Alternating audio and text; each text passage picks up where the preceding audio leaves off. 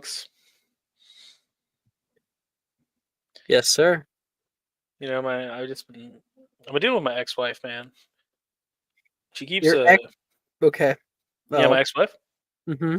Yeah, Mm-hmm. she misses me, Alex. But Really? by God, her aim's getting better. I knew it. I knew it as soon as you said it. But her aim's getting better.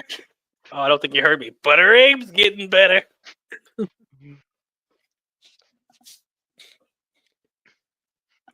Since we talked about it a little last week, Royal Rumble, Yeet Mania is real. Jey Uso's going to WrestleMania. Yeet Mania, everybody. Yeet Mania. Yeah, I watched it live. I have no Nice. idea what is I happening. watched Kevin Jey Owens Uso, die. who's like catchphrase is yeet. Yeet. One Royal Rumble. Royal Rumble. Yeah.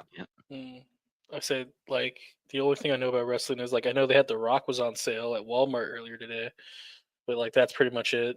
Like, that's all I got. $20, not bad price.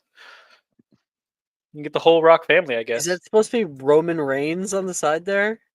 I don't know. I think that's I guess it's Rocky Johnson, The Rock, Peter and then it's the high. Oh, is that his dad? Yeah, yes. I have no idea. I was like, oh, it's The Rock. Rocky Johnson is The Rock's dad, and Haji Pierre Maivia, that might be his grandfather? There's a whole. I think they call it the bloodline, right? Because I know Roman Reigns is related to The Rock. Yep, the tribal chief. Acknowledge him. I'm a big wrestling fan. If you're Hawaiian, you're automatically related, is what I've been told. Also, we watched Kevin Owens die by ladder. Well, powerbomb through a ladder. Rachel, why did you send the thing about my cat? Why? Why? Why not? You know, support artists, right? Support artists? I'm confused. I'm clicking it now. It's a cat. It's a nice looking cat. We were talking about politics earlier. That's expensive. Yeah, us political in my Christian Minecraft server? No. I objectively have no opinion. I think it's important that everyone knows that Magic and Mysterium has zero political undertones whatsoever. Absolutely none. Sure, Jan. I speak for myself and no political company at all. Listen, Alex wouldn't lie to us about the politics. Now, Alex, how are we going to deal with, the politics of Hogwarts again? We're going to completely ignore them the same way that JK does. We're going to eat the rich. But Victor, isn't Victor the richest out of all of us because he has a job? Yeah, his golden intestines.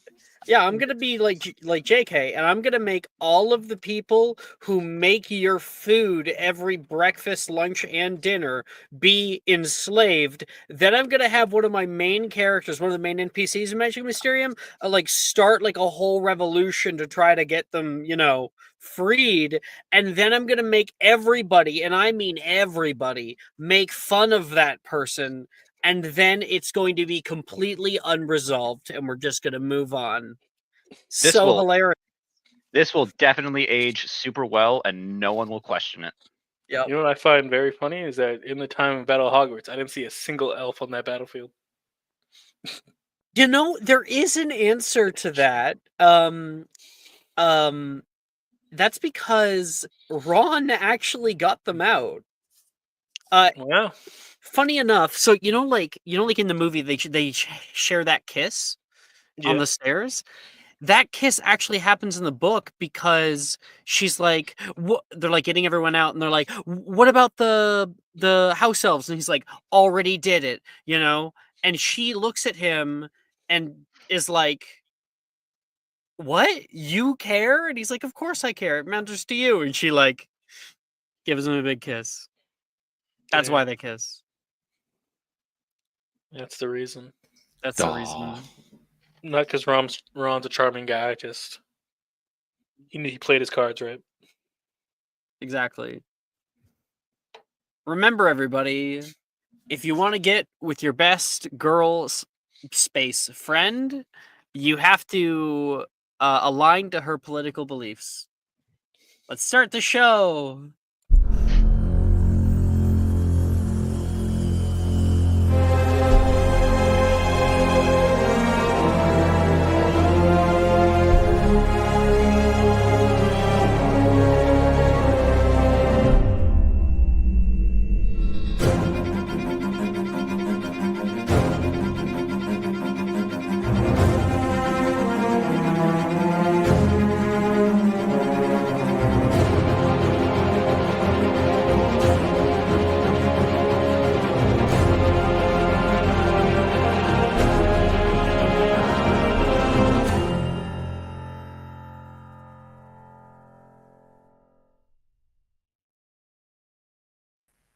Welcome back, everybody!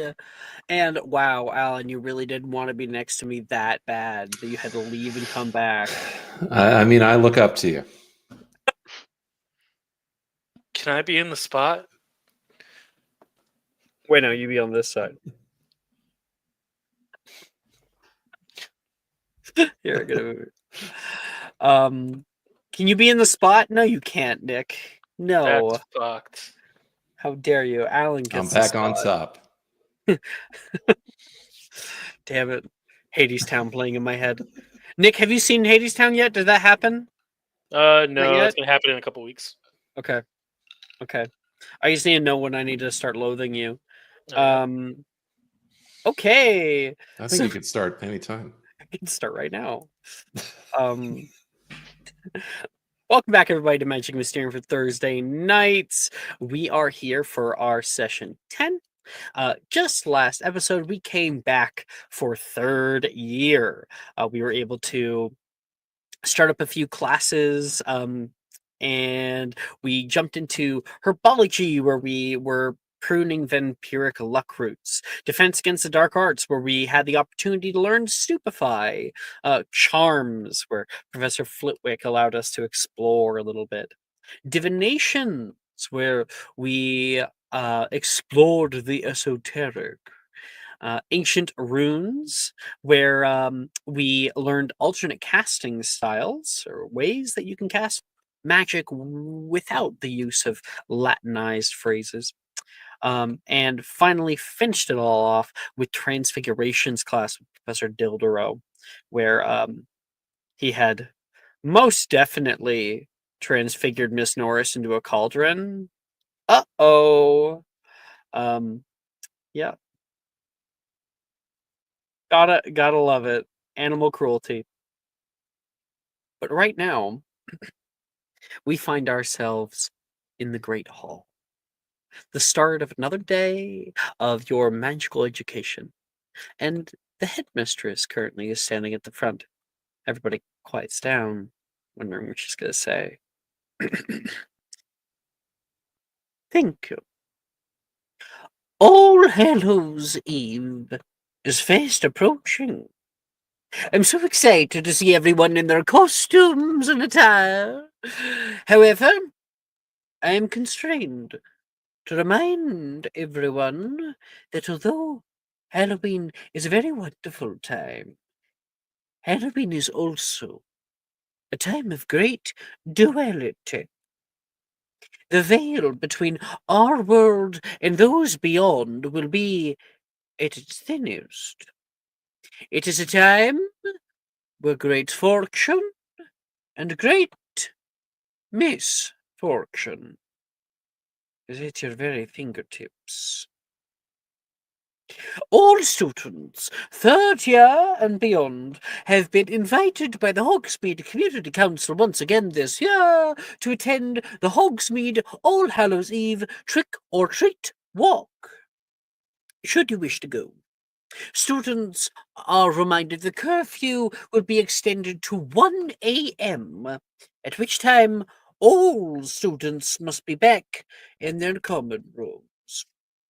Enjoy your weekends very soon. And she waves her hand, and food appears over all the tables. Back at Slytherin table right now, Ernesia is like, I just got mine in. Flew in all the way from New York. Your costume? Gemma asks her back. Mm-hmm. She nods back and forth. What is it? You'll just have to see, won't you? You love keeping secrets from me, Ernie. Guilty as charged. And I think like Arnesia like looks up. Victor, what are you going as? The doctor. I don't know. Halloween's not really my forte. A doctor, Gemma says. What? There's like, that's those muggles that cut people open, right? Oh yes, very much so. If it's if you want, I can cut off your arm for you, free of charge. No, I think I'll be fine. Man, that is kind of scary. Wow! Well, we came in right as he just cocoon. Clink clink. That's a liquid death, not an alcoholic beverage. Just to be clear. Not that there's anything wrong with that. I think it is technically against Twitch TOS. I think. Not anymore. Is it I not checked- anymore? I checked because when I used to have a brand, camera on, I didn't want to get you in trouble, so I checked TOS really? policies. That's so As nice long of as I'm- you. As long as I'm not like occasionally like jumping off like a bridge while drunk or like doing something dangerous. But you can drink on Twitch, I promise. Gotcha. Welcome. Hi. Sorry. I was late. You just missed the opener. Basically, you're in the Great Hall. The headmistress has talked about how excited she is for All Hallows Eve and to see everyone in their costumes. So we're very close to that. And then she reminded everybody that you're going to Hogsmeade for trick-or-treating. Cool. So this everyone the third episode? year and above. Is that this episode? No. Okay, cool. I was worried for a second. She said like enjoy your weekends very soon, so it's happening on the weekend. Gotcha. All right, I just want to make sure. I was like, oh no, did I fuck up and forget? Was it this session? And then Ernesia asked Victor what he's going as. And Victor said a doctor, and then Gemma was like, those are the muggles that cut people open, right? And Victor's like, I'll cut you open. She's like, no thanks. There.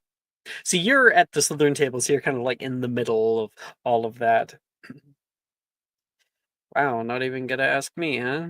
Levi says. No, because you're probably going into something weird. Ernesia says back. What are you going as, Levi? No one wants to know, so it's fine. I literally just asked, for real. Sailor Moon. Oh god, this cough is killing me. Fucking heck. You can see his like reaction to Victor saying that, and he's going as Sailor Moon.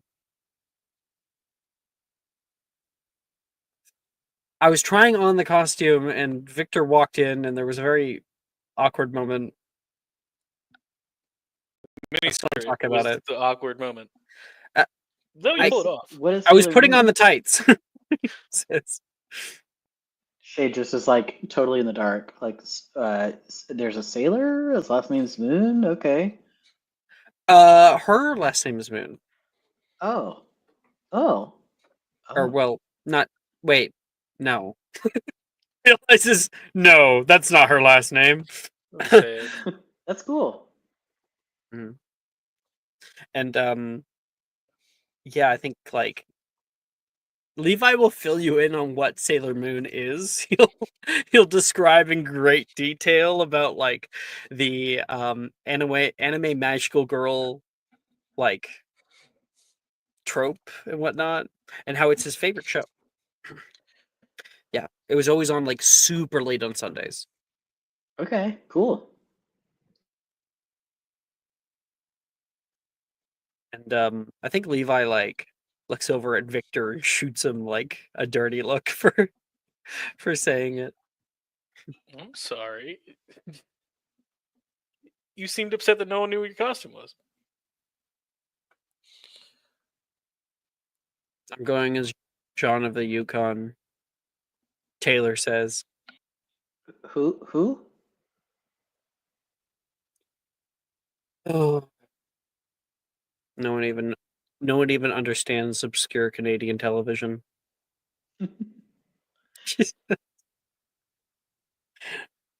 Aw. And it's not true. She's not going as John of the Yukon. Or she's not going to.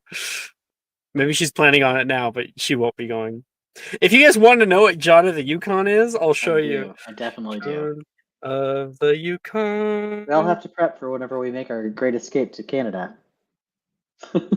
Teach us all your Canadian tricks. Is it not John?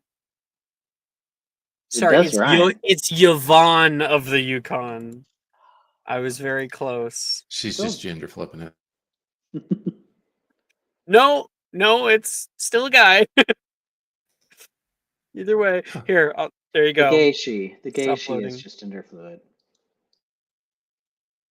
It was a series in 1999 to 2003. And it was a Canadian show. And she's from Iceland, so she might have picked it up. She lives close to Muggles.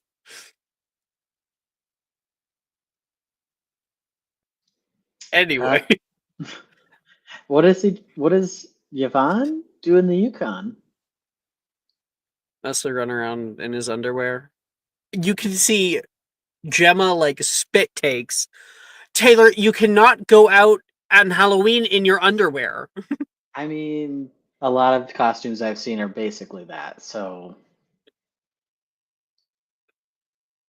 Ew, gross. I mean, what do you call Superman or somebody like that? Like, he basically has briefs on over a unitard and a cape. It's underwear. Okay, on. Superman is cool though. Also, if You you're don't- asking what his name is Kal-El. Yeah, Cal. Levi looks over at Taylor just like with a look of bewilderment. He mouths, "What the fuck?" This is like the one like superhero Muggle reference that Shade has as Superman. He's like, that's very underwear centric. I don't know. Elsewhere in the Great Hall, over at the Hufflepuff table, Milva. You look over and you can see Nolan. He hasn't eaten any of his food on his plate, and his leg is just like tapping nonstop. And he doesn't even seem like he's listening to the conversations going on around him. Hey, Nolan, are you feeling okay? You haven't eaten at all. Oh, I guess I'm daydreaming. What about? Ducks? Ducks. Any Yeah. particular reason? Yeah, I think divination's class is really getting to me. Okay. I had a weird image in my head of actually it was a goose, I think, with the face of McGonagall on it. Oh boy, so you haven't been getting much sleep, I take it. Am I that transparent? Well, yikes, I don't blame you. Are you going to Halloween? I am. Are you? Of course. It's like best night of the year, right? Are you gonna dress up? Yeah, I already got my costume. Do you What want are to you go gonna be? together? Sure. Cool. And well, it was kind of a simple costume. I think it's kind of ironic and funny. I'm going as Harry Potter. Who? No, I'm just kidding. Oh, I was about to die for a second. He's that Quidditch player, right? Harry Potter. Did he? He went into Quidditch. He sure did. Wilfred says on the other side. He's one of the. He's the best seeker in the league. Brought Chudley Cannon straight to number 2. Who's the number 1? We don't talk about him. Wilfred says. Oh boy, I shouldn't have brought that up. I should have known. Wilfred and his Quidditch. Yeah. Well, specifically the league, because he won't try out for actual Quidditch. I don't like being part of a team. Yeah, you're a lone wolf, Wilfred. And what's Dee doing right now at that table? Eating. Yeah. Oh, riveting. Yeah. Let's see. Who did we already talk to? Just Nolan and Wilfred, tangentially. So what we could do? Morgan and Rin. Yeah. Yeah, there's Rin, there's Juniper, there's lots of people to talk to, or you can go to Yeah. a completely different table if you want to. Nah. Nah, who cares? We got so many great people right here. So I think I'm going to go as a storm cloud. It's this interesting little enchantment that I found. But it kind of swirls around you, and there's little lightning bolts in it. I thought it was pretty cool. I thought lightning was able to kill people, Rin says. It is, although this I think is just visual. So it's like It'll it's be a little little lightning dangerous. bolts. It's like the static, when you static shock things. Oh, Does that ever happen to you? my hair just like goes everywhere. I can never get it down. Oh, you're telling me. She points at her hair. I'm going as a fairy. So Any particular kind of fairy? there's different kinds. Well, You I know, the little assume ones so. with wings. At least different colors. You should see it. Like, whenever I move, there's like a little bit of like glitter in the air. It's super cool. And the wings move on their own too. Well, that's I nice. tried to get Morgan to wear a fairy costume with me, but he said no because he didn't like the way the color looked on him. Do you have your own idea, Morgan? Listen, like pink just washes me out. I'm more of a green girl. You know what I mean? You could be a green fairy if you wanted to be. I am going as a wonderful costume that no one else is going to see coming. Oh, leaving us in suspense, are you? You're going as an invisible man, she says back. Oh, that would be very funny, but no. And yes, I like to add an air of mystery from time to time. Morgan, you just got done talking to me in private about your recent bowel movement. Shut up, Wilfred! Steals back. What a riveting topic. Sorry, Dee Dee. He says back, No, and then he we all do he it. grabs like a toast and just throws it at Wilfred. Oh, No, I there's did no not. need for that. That Everybody poops. he's taking it completely out of context. Everybody poops. It's okay. Okay, now you know what? I'm gonna go talk to one of the Gryffindors. He's gonna get up. No, Morgan. Says back. So, Dee Dee, have you asked anybody to go with you to Halloween yet? You're supposed to ask someone. I thought you just went. You want to go alone? Well, everybody will be there. Yeah, but they're all going to be running around doing their own thing. You don't want all your friends to be running off and then for you just to be completely gone. No one around you. and then you're just kind of like walking around and go up to a house and you're like, trick or treat, and then they try to give you some candy, and then they're like, what are you doing now? Aren't you a little old? And I'm getting off topic. Oh, they started saying I was a little old quite a while ago. The height really throws them off. Yeah, well, I think that's only gonna get worse, Dee. That's fine. You should like use it in your costume, you know? Like you should put on something really cool and then like have the thundercloud be like only over your head. Oh, it's supposed to go around my midsection, and then it flares out a little bit, so people can actually stand under it and get rained on.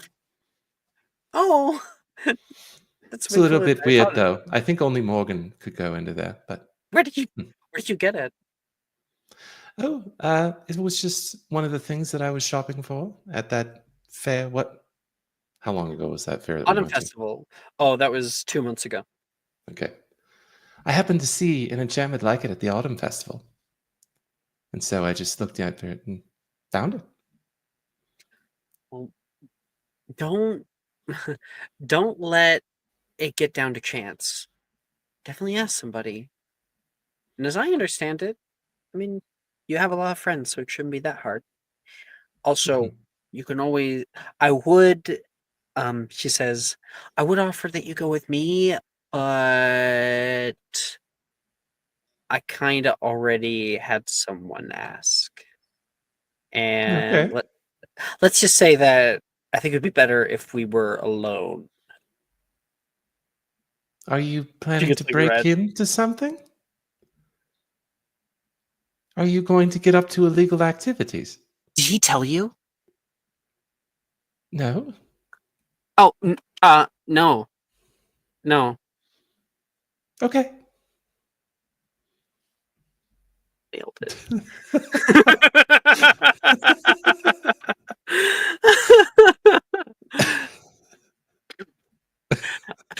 That's a great scene. That's a great scene. All around. In fact, everybody who has had the scene, I think, has earned inspiration so far. So we still got Finbar, but everyone else has got one. Get you, Finbar. Well, I've been meaning to change stuff up, so I may as well do it right now. We are going to be changing the way that we do inspiration. What? So, yeah, I gotta delete everyone's name. What? Delete How? Not my name. Okay, let's start it. Who am I now? PD, Finbar, Shade, Milbar. That's not his character name. May. Wait, it is his character Oh, name. whoops. Yeah. Oh, yes, it is. His name's What? Cole. I'm so used to calling you Shane, I forget the. You almost Yeah. fucked me up. Gaslighting. So good. Yeah, gotta love the gaslighting. So Yeah, good. but I the one guess he lit actually myself. did mess up. I'm sorry, who Yeah. are you? It's I get- DD. Not guess Dee. I gaslit myself. That's crazy. I was like, no, you're crazy. You're crazy. Okay, Of course so- it's Shane. The way it's gonna be is that I'm actually gonna be doing it now. It's run on an honor system, and there's been some stuff, not Dishonor. necessarily like I'm Shenanigans. doing this for all games. It's not just you guys. There's been some dishonor, or some evidence of dishonor, so I gotta change it up. Everyone, go ahead and click the star right now. You're not gonna once you click the star, you're not gonna change it. Add everybody. Finbar, cool. And then Melis is the leftover. So Melis doesn't have one yet. And then Finbar. Okay. So If what's it's 2 the minutes there? what's the emoji for negative inspiration? I'll find one. Just the middle finger, I think. Just the Ray middle- has one. A fuck you.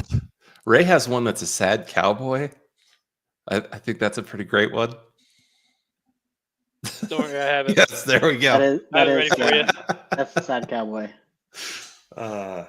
Outstanding. Milva put it up.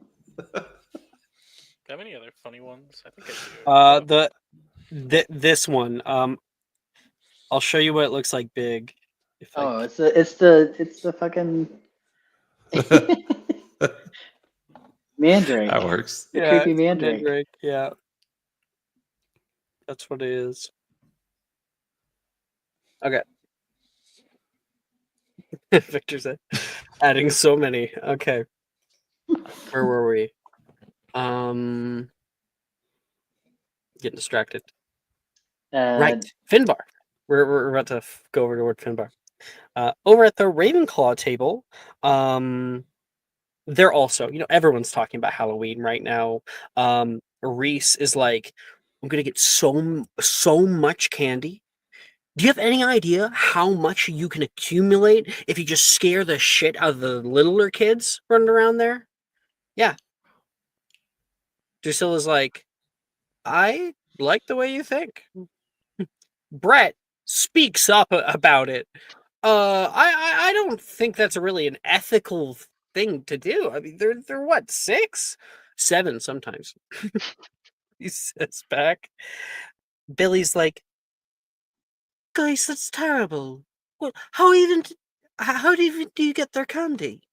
Well, you wait in a dark alleyway, and this is starting to sound bad. He says. Drusilla's like, you scare the shit out of them, and then they drop their candy. You take it, run off with it. I mean, you definitely are going to give them a good thing to remember with their night. I'm not certain if that's good, Drusilla.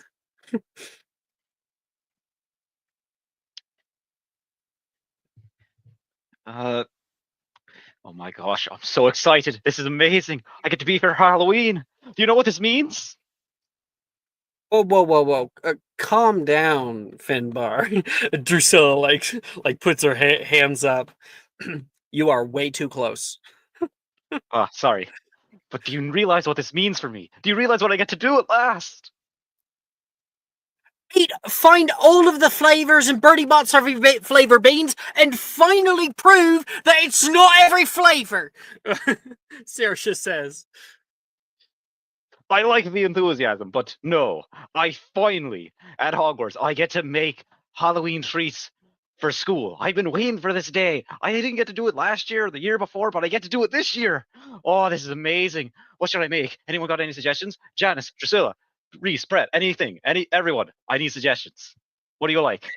And Brett's like, okay, I think Reese would go first. He's like, how about a wand that spews flames out the tip, and then the flames turn into chocolate? Everyone turns and looks at him weird. I don't hear anyone else giving ideas. He says. I'm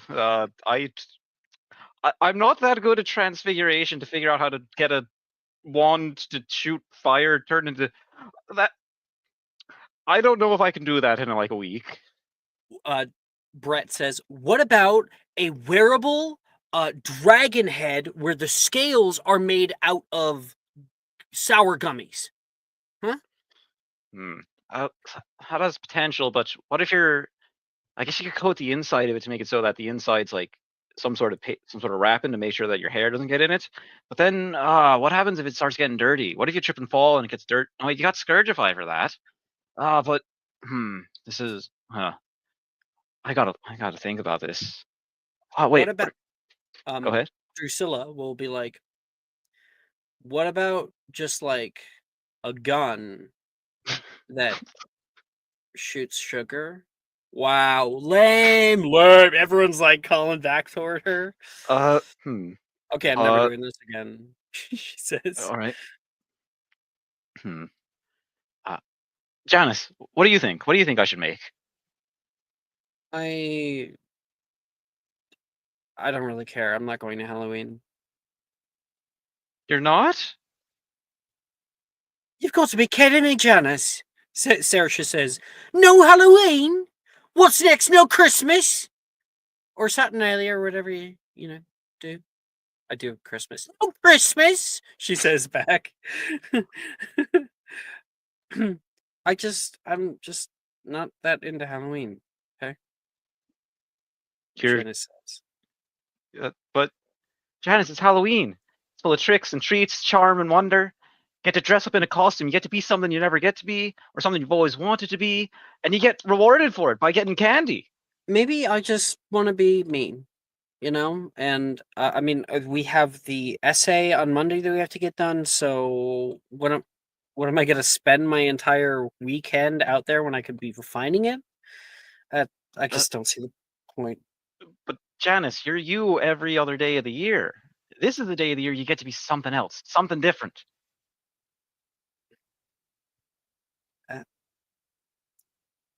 Sounds like you're going to have a ton of fun, Janice says. And then, like, you can hear a few people go, boo, boo! You can dress up like the Ice Queen and just be yourself. Reese yells back. White Witch from Chronicles of Narnia. Yeah. Janice, you gotta come. I'm gonna be making something special for this occasion, and I want everyone in Ravenclaw to be there for it because I'm so excited. Halloween, Hogsmeade, costumes and candy and treats. What is there not to love? Finbar, will you just stop? And Janice gets up and walks out, and the whole table is completely silent. And Finbar, you're left there, probably a little hurt. And like Drusilla looks like, I'm gonna go talk to her. And she like gets up. And Billy's like, I've never heard her yell like that before. Hey. Like Brett like puts a hand up. It's like, I thought it was okay, Finbar. What did I do wrong? Was I too happy? Was I too enthusiastic? Is it because I didn't listen to her? I've had her swear at me like that before, Saoirse says. So you're just part of a very what's the word? Damn it. Elite group. Club? Elite thing. You just part of a very elite club. What did I say wrong? How did I mess this up? What did I do wrong? And out of character, Finbar, you've done nothing wrong. Ian, you're good. Oh, okay, yeah. God. Yeah. Finbar feels differently though. Finbar feels like totally, right? Yeah. Finbar's like, I stepped in it again. How do I stop from stepping in it? Saoirse, how do I stop from stepping in it? You want to make an insight check to see if Finbar, over the course of the next few hours, is able to kind of process? Yes, I need to know. Dang it, I don't know. It's a 6. A 6? Yeah, probably best to talk to one of your friends about it later. And Finbar, inspiration to you as well, Ian. That was great. Finbar's so shocked and sad about that. He's like, I know. Oh, I might have accidentally. Yeah. So you don't click it. I click it now. Got it. Yeah. Finbar's so sad. He's like, I don't really feel that hungry right now. I'm just gonna keep talking. I'll listen, but I don't feel that hungry. Finbar, come on. And like Saoirse's, there in the background, and we'll fade away from that scene. Okay. Next we have potions class. And Finbar, you arrive, with a lot of the other people just really kind of stuck in your head like, man, like, did I go too far? What, all those thoughts that race through your head. And you can see Janice is currently sitting on the farthest side with Drusilla, who's like, she go after her, and the two of them are like talking, and it seems like they have hit a constructive but still guarded conversation. So they're kind of arguing a little bit, but they're calm. And I think like, you probably struggle to like meet her gaze and go sit with who here do you sit with, Finbar? Hey, Milva, do you mind if I sit with you? Absolutely. Come on over. Thank you. And as he's walking over, he just glances over at Janice, and as soon as she turns around to look, she's like, "Oh no, sorry. Just probably bumps into a chair. It's like, sorry. Hi, Milva. Well, hey, don't worry about it. Janice is pretty moody from what I can tell. I don't know. I feel like I said something, and I feel like I stepped in something, and I set her off for it. Yeah, you would have been able to hear that, Milva, because like the tables are right next to each other. So Hmm. It sounded okay to me. I don't know what her deal is. I don't know. I don't know what I did wrong, but it's probably best for right now that I don't make it worse by trying to go over and apologize for something I don't know I did wrong. So right now I just gotta It's safe here. thank you, Milva. How's your divinations going? Fine. Could be better, but fine. And are you in ancient ruins or? Ancient runes. It's pretty fun actually. Get to draw out the runes and cast the different spells. I even got Protego when I couldn't do it in class. What? That's so cool. What? also Milva, that's a bit of an understatement, Nolan says, taking his seat.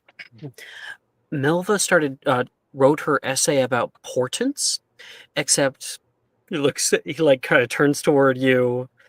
You dread what he's about to say, except for some reason she always heard it as Hortons. Oh, I get it. Happens. So a whole essay about the Hortons of fate. Well, at least I have better handwriting. Oh, sick burn. Nice to see you again. Dang it, I did it again. I'm sorry, Nolan. What are you talking about? You can see me. Is it not rude to say that to you though? No, you can't. What am I supposed to say here? You can see me. It's good to see you. That's fine. Come on, he says. Man, you really are a bundle of nerves today. Is that because of the whole Janice thing that I heard earlier? I don't. That's the problem. I don't know what I did wrong, so I don't even know how to start fixing what I did wrong. Wait, you're in divinations. Can you tell me what I did wrong by seeing into the future? Maybe. Please help me. Oh boy, he's gonna break the cards out again. Fine. If it's so annoying for me to do No, what I was please. born to do, we'll do it after class. He gives you a wink, which he can do. He's just not looking at you. Finbar's like, never have a. Thank you, Nolan. I owe you one. What food do you like? I'll make it for you. Oh, I like a good calzone. Ooh. For lunch, don't worry. Calzones. Hell yeah. See, Milva? See what the little cards can get you? Well, I see, yeah, but you don't. You just keep walking right into him. He's gonna like kick your chair and it like wobbles like boom boom boom because they're a little high, you know? Oh, like sure, he like almost bar would have kicked stools. you over. Yeah, you have to like grab onto the table. And then in the back, the professor comes in. Hello, everyone! In honor of Halloween celebrations, I think today we're going to be creating something new, something interesting. The volubilis potion, he says, picking up a yellow vial from his little work area. Can anyone tell me its use? Alan got the D6. That's a potion making check.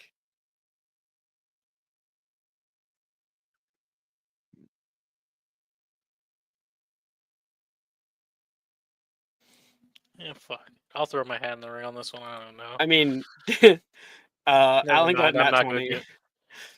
So Yeah, never mind. I'm not gonna do it. there you go. Didi, what's your last name? You never put it on the thing, so it's hard to Dawson. remember. Dawson. Yes, Miss Dawson. What did you say? It changes one's voice. My goodness. Did you? How on earth did you know that? It's not even in the textbook. Just I'm really good at potions. 10 points to Hufflepuff. And Ooh. now we have a 3-way tie. Slytherin, Ravenclaw, and Hufflepuff all have 10 We can all points. gang up on Gryffindor. Mm-hmm. Yeah. Throw him down, start kicking him. Mm-hmm. Curb stop. Yes. Kick him. Put him down. Indeed, it changes one's voice. If you wish to sound like a ghost, I have the booming bass of a hill giant. The volubility potion is your friend. It even helps if you've woken up with a hoarse throat. He takes the vial and drinks it. He literally sounds exactly like a horse whinnying, and there's a bit of a laughter that goes through the area. I didn't know you could have a horse's throat. Well, this potion is not for the faint of heart. You'll need to be most attentive today. Want to see them completed before the end of class. And everybody will get to work. So that's going to be a potion making check to make volubilis. First potion of the year. Time for Muggle studies.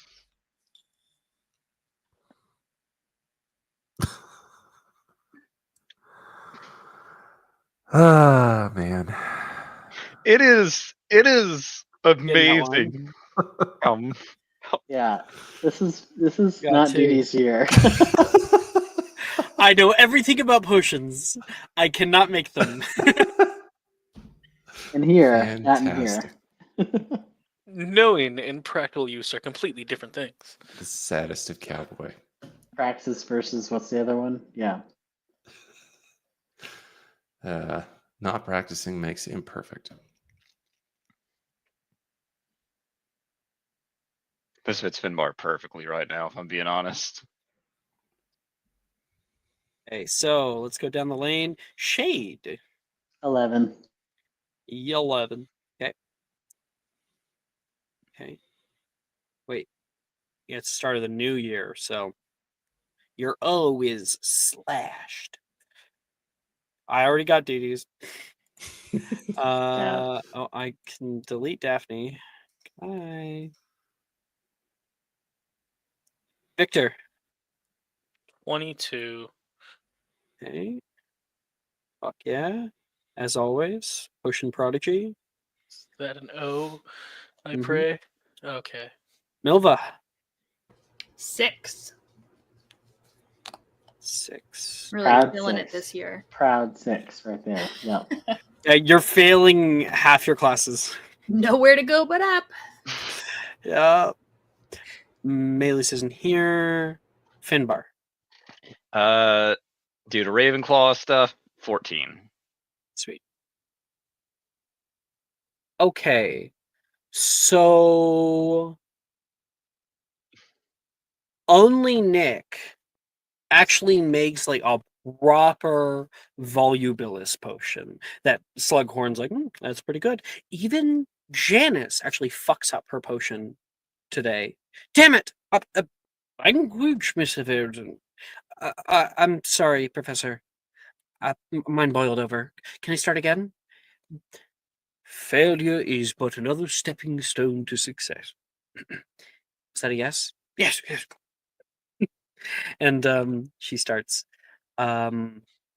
Professor, actually, if she starts now, she'll go 20 minutes over class due to the brew time. And you have 15 minutes until the next class. I'm sure it'll be just fine. I'll write a little note for her. Okay.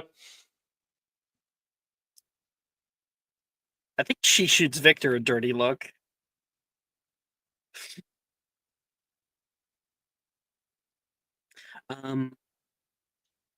Everyone else, so let's just go by. Shade, you get a regular volleyballist. It is basically this means that you can change your voice for an hour. And then Dee Dee, you get a ruined volleyballist. So that's fun. Victor, you have the exceptional volubillus, where it'll change your voice for 24 hours. Only good things can happen with a voice changer. Indeed. And then Milva, you get also a ruined volubillus. Okay. And Finbar, you get a regular. What would a The ruined The ruined what's ones, it we do? don't really know what it does. That's the best part about ruined potions is Mhm. you have no idea what the heck this thing's gonna do, really. Tangentially might be connected to the voice in some way. You mean the show or your actual vocal cords? No, yeah, the show. Yeah.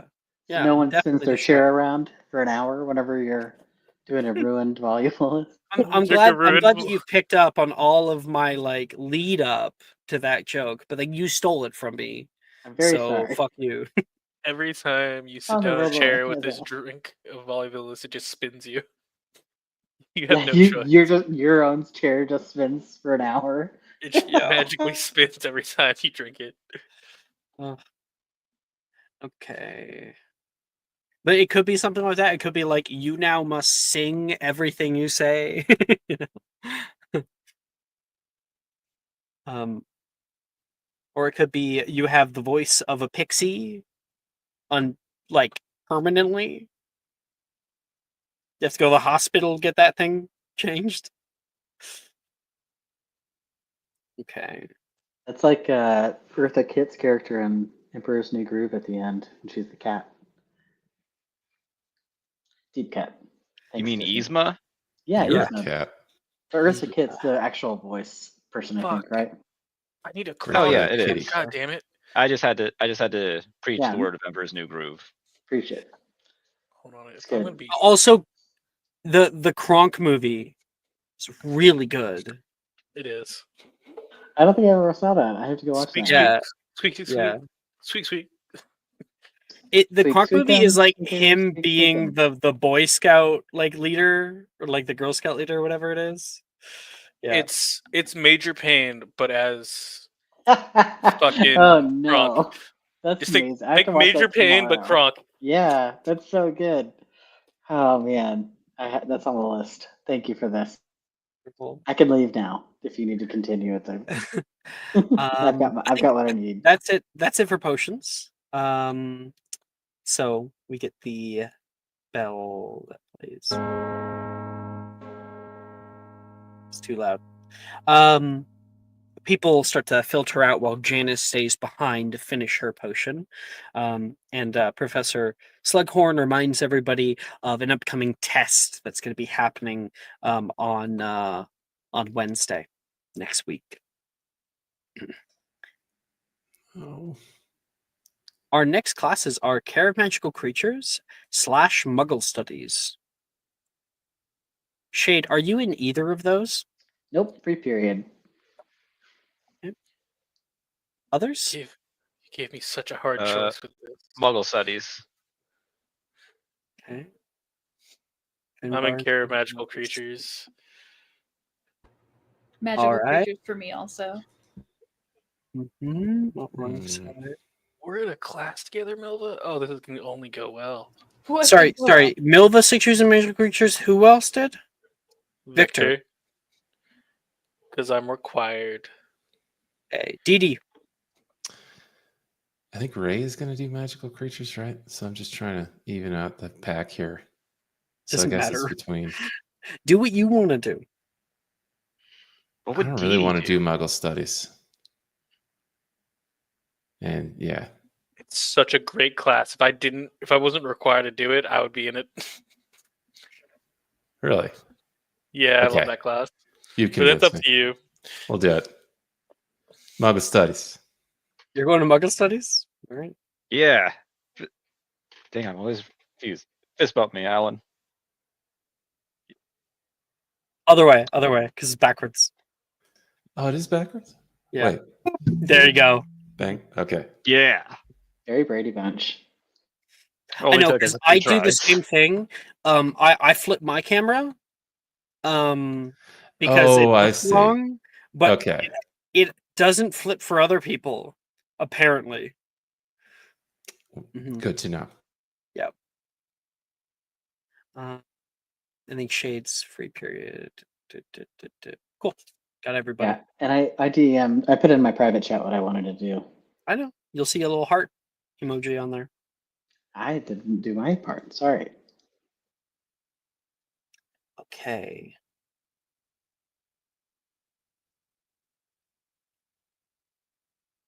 Okay.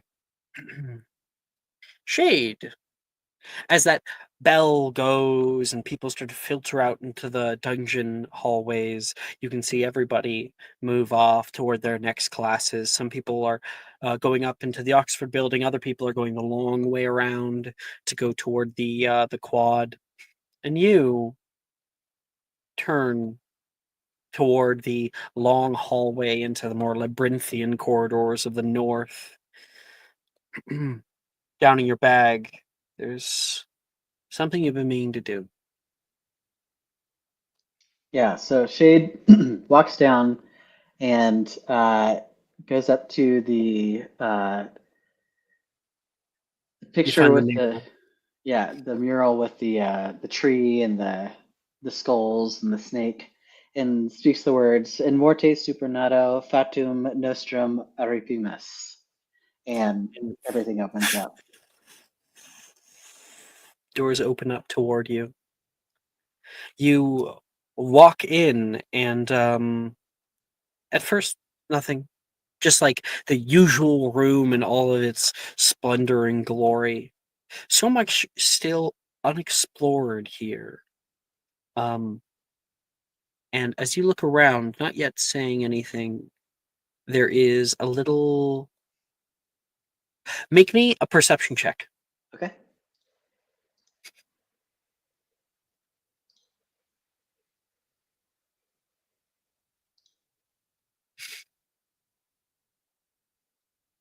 Did that work? Don't see it. Yeah. Do. I push submit and it doesn't go to the rolling channel. Sorry. There's Is it offline? No. I don't know. It's You were got just doing it, right? You just I did know, push yeah. making. Proficient is checked. Passive bonus is nothing. Other modifiers has a plus, but there's none there. And so I push submit and nothing happens.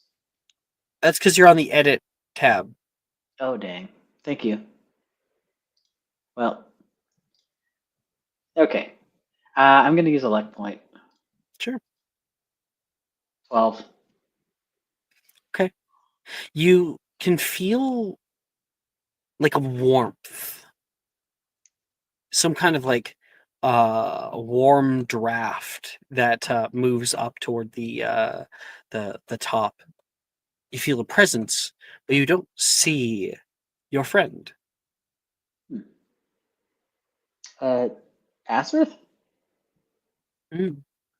You can hear this little hum. It echoes from somewhere very distant.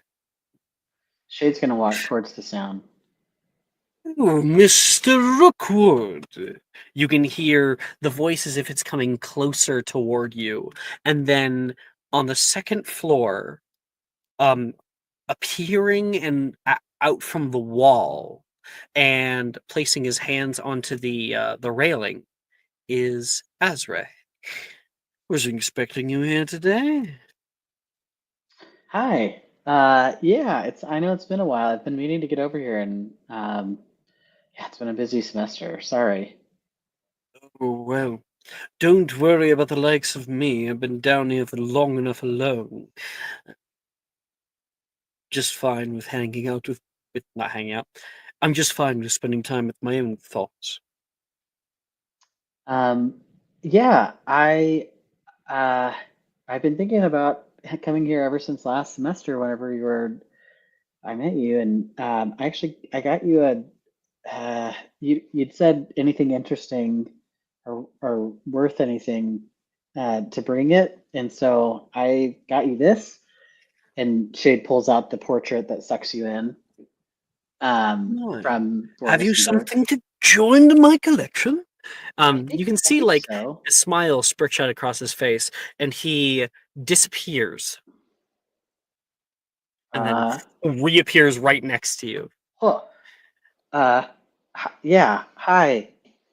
So I got this at Borgesenberg's, and I figured you can't I'll ever take it. leave here, and like I don't know. I asked if there was anything like a magical window or like a mirror that could take you somewhere or something like that, and they pointed this out, and Oh. I almost got sucked in myself, and Mr. Burke pulled me out at the last second. So I don't know if this is helpful, but Boy, it my boy, seems I think good. you might have just found something of quite some use to myself.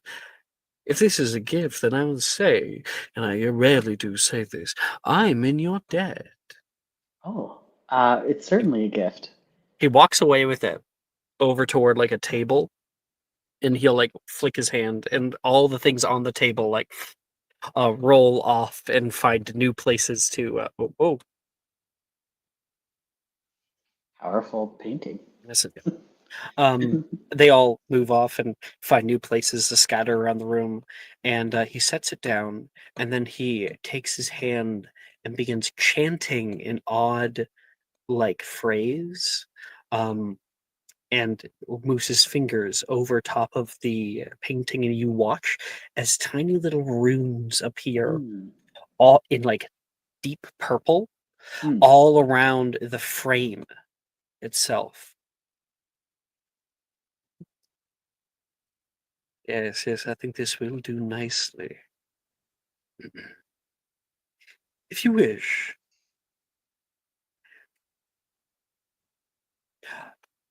What's your next class? Arithmancy. Hmm, hmm. But I mean, I don't have to go. Follow me. He puts a hand out toward you, Shane takes his hand. and then he puts his other hand over the painting itself, and you watch the runes activate, Ooh.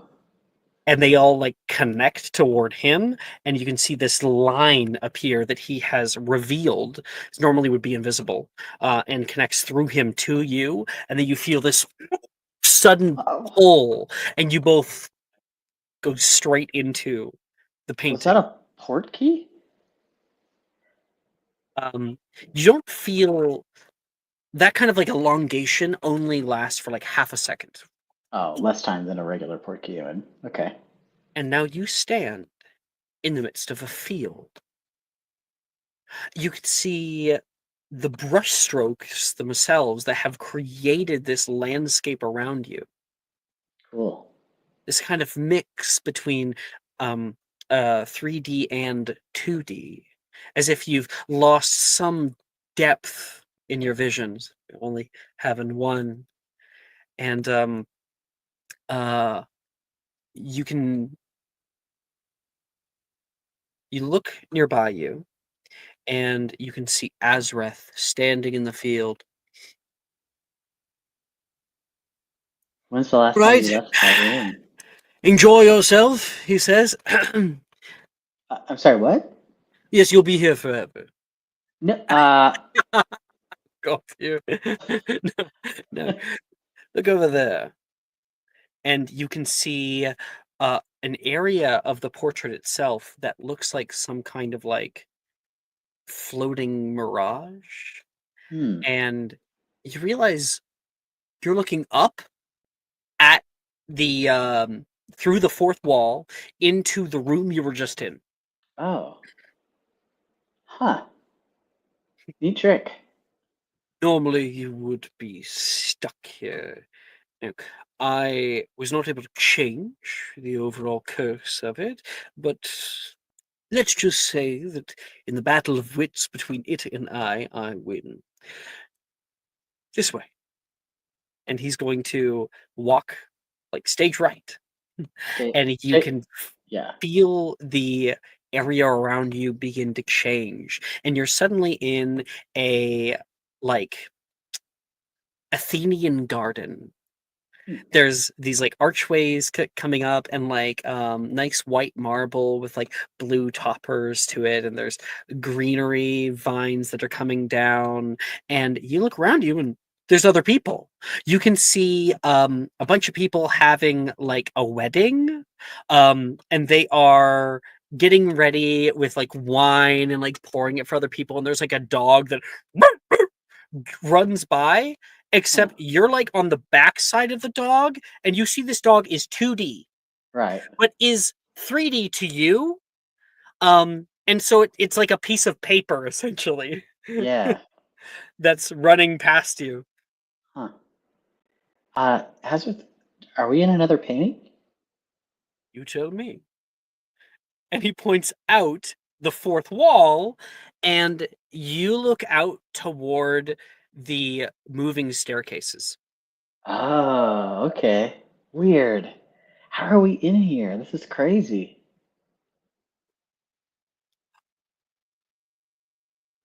How to explain this? Hogwarts itself is set upon a ley line, a conjunction point between the spheres, places where magic crashes together like two opposing waves, and we are within its vortex. Cool. Things that are brought within it are inherently linked if they are connected to the Arcanum, meaning, as you've probably noticed around the school, many of the portraits are able to travel between one another. You brought me a portrait. That was a good choice. Not only that, a portrait you could enter. Mm-hmm. Have any idea what I could do now? I could actually see beyond my walls. I could finally, perhaps, to you all from time to time, and we'll see about other things. Cool. As I said, I am within your debt. Well, good. I'm glad. Riches. I mean, not because of the debt, but I just figured you'd been in that room for so long. You had to be wanting to get out. See something. I mean, Shade. Should I call you Mr. Rookwood? I like shade. Yes, I can tell. I see it in your eyes, he says, getting closer. A displeasure for your name. Not a pureblood family. Close to it, though.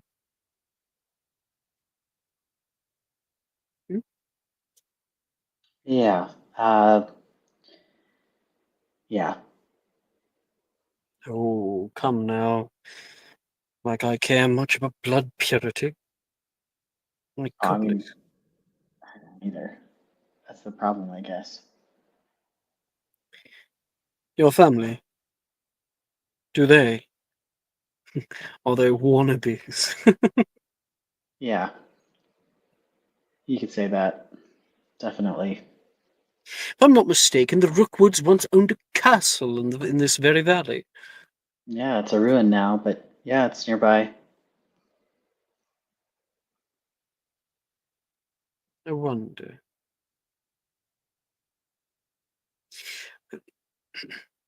That's just fine. Shade it is. You seemingly have done something kind for me. Why? Well, I don't know. I mean, when we met, you're clearly a very powerful specter. I don't think you're a ghost. I don't know. You could have treated us any kind of way, but took Victor in, and I don't know. I figure there's so much more to learn outside of books and classrooms. If I could learn half a thing that you might know off the top of your head, then I'd be way far ahead of what I could have learned in Hogwarts. But I'm not doing this so that you can feel indebted to me. I just, yeah, No. feel bad for you. Much better. I would have been worried if it was from the kindness of your heart.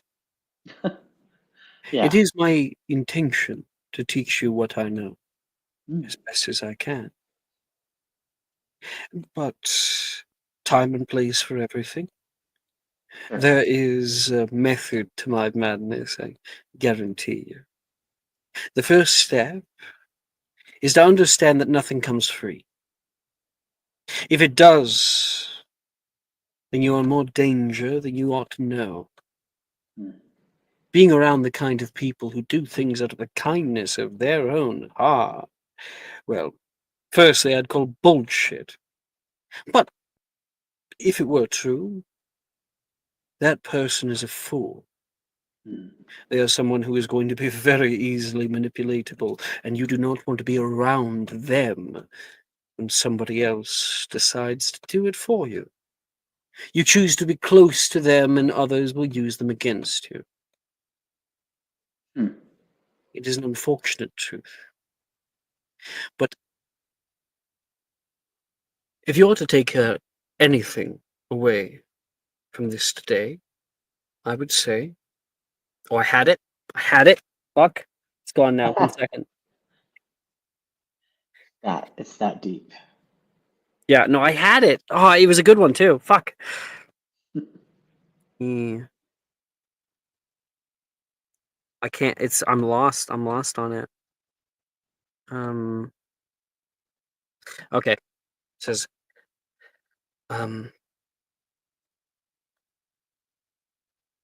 damn it. I'm really sad. I had a really good point.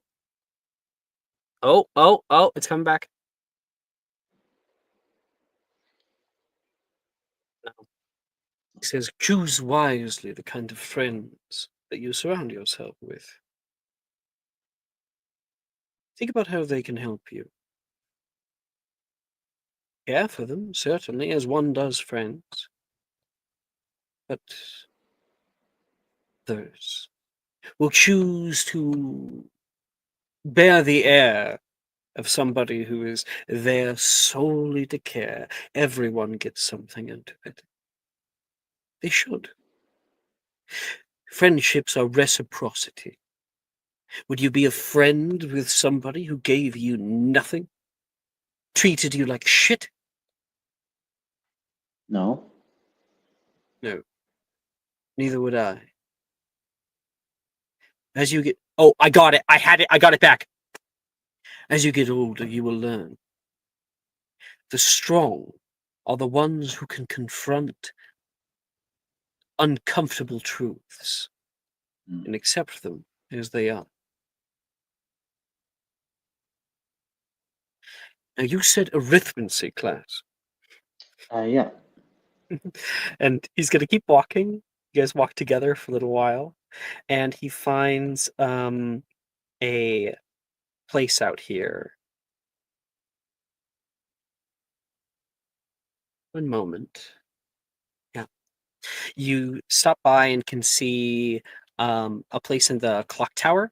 And like, this is close enough. You see Rin run by. Oh, I know Um, her. I'm going to make a quick perception check. 4. No, she doesn't notice you. Oh. She's like, oh, I'm going to be late. I'm going to be late. Rin is trying to run down the stairs of the clock tower right now. I have another. Yeah. I actually have another. It's funny that she just ran by.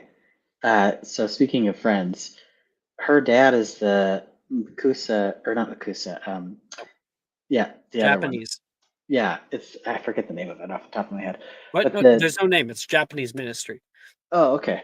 The Japanese Minister of Magic, and I went on a vacation with her to to their or to a nearby area over there. And you said you like green tea, and I got some for you as well, because that's their specialty. So special tea. Anyways, I didn't bring it with me today, but yeah. So there's that too. Anytime you want good green tea. Tea is no fun if you have no one to share it with. Dee Dee also likes green tea. I think, haven't you been spending time with her too? She is unusually gullible, but Yeah. I see promise. There's something there, right? Not Something just the more, gullible. I think, than most of us see. Yeah. I thought so too. Okay, cool. Well, I'll figure out a tea time or something and come back sometime. Or you can come visit me in Slytherin Dungeons. If I can find it. I He mean, says, looking around. pretty sure you'll figure it out. He's gonna put a hand, placed on your back, and you're like, is he gonna give me a hug or something? And then he pushes you Whoa. forward, and you go flopping through the Whoa! like painting. You Yeah. hit the stairs that are nearby, and Ah! boom, boom, boom, boom, boom, boom, down, Shit, and ow, shit, hit fuck, onto the ow, shit, landing ow, where ow, Rin ow. was just turning around. Huh. Shade! Oh Hey! my gosh! Are you okay? Uh-huh. Yep. She comes over and helps Fine. you I'm up. fine. You could have broken your neck. Mm-hmm. But I'm good. Are you late for class too? Yes. Are you going to arithmancy? That's not until next period. And Oh, no. He says, okay. I'm going to magical creatures. Like you, right? Mm-hmm. Yep. So Shade and Rin are gonna run down to magical creatures class. Oh, that's funny. Yeah, I forgot my textbook. It has been a whole day. I know. I figured I probably should figure out how to take care of Nybrook properly instead of just whatever things come to mind and make him happy.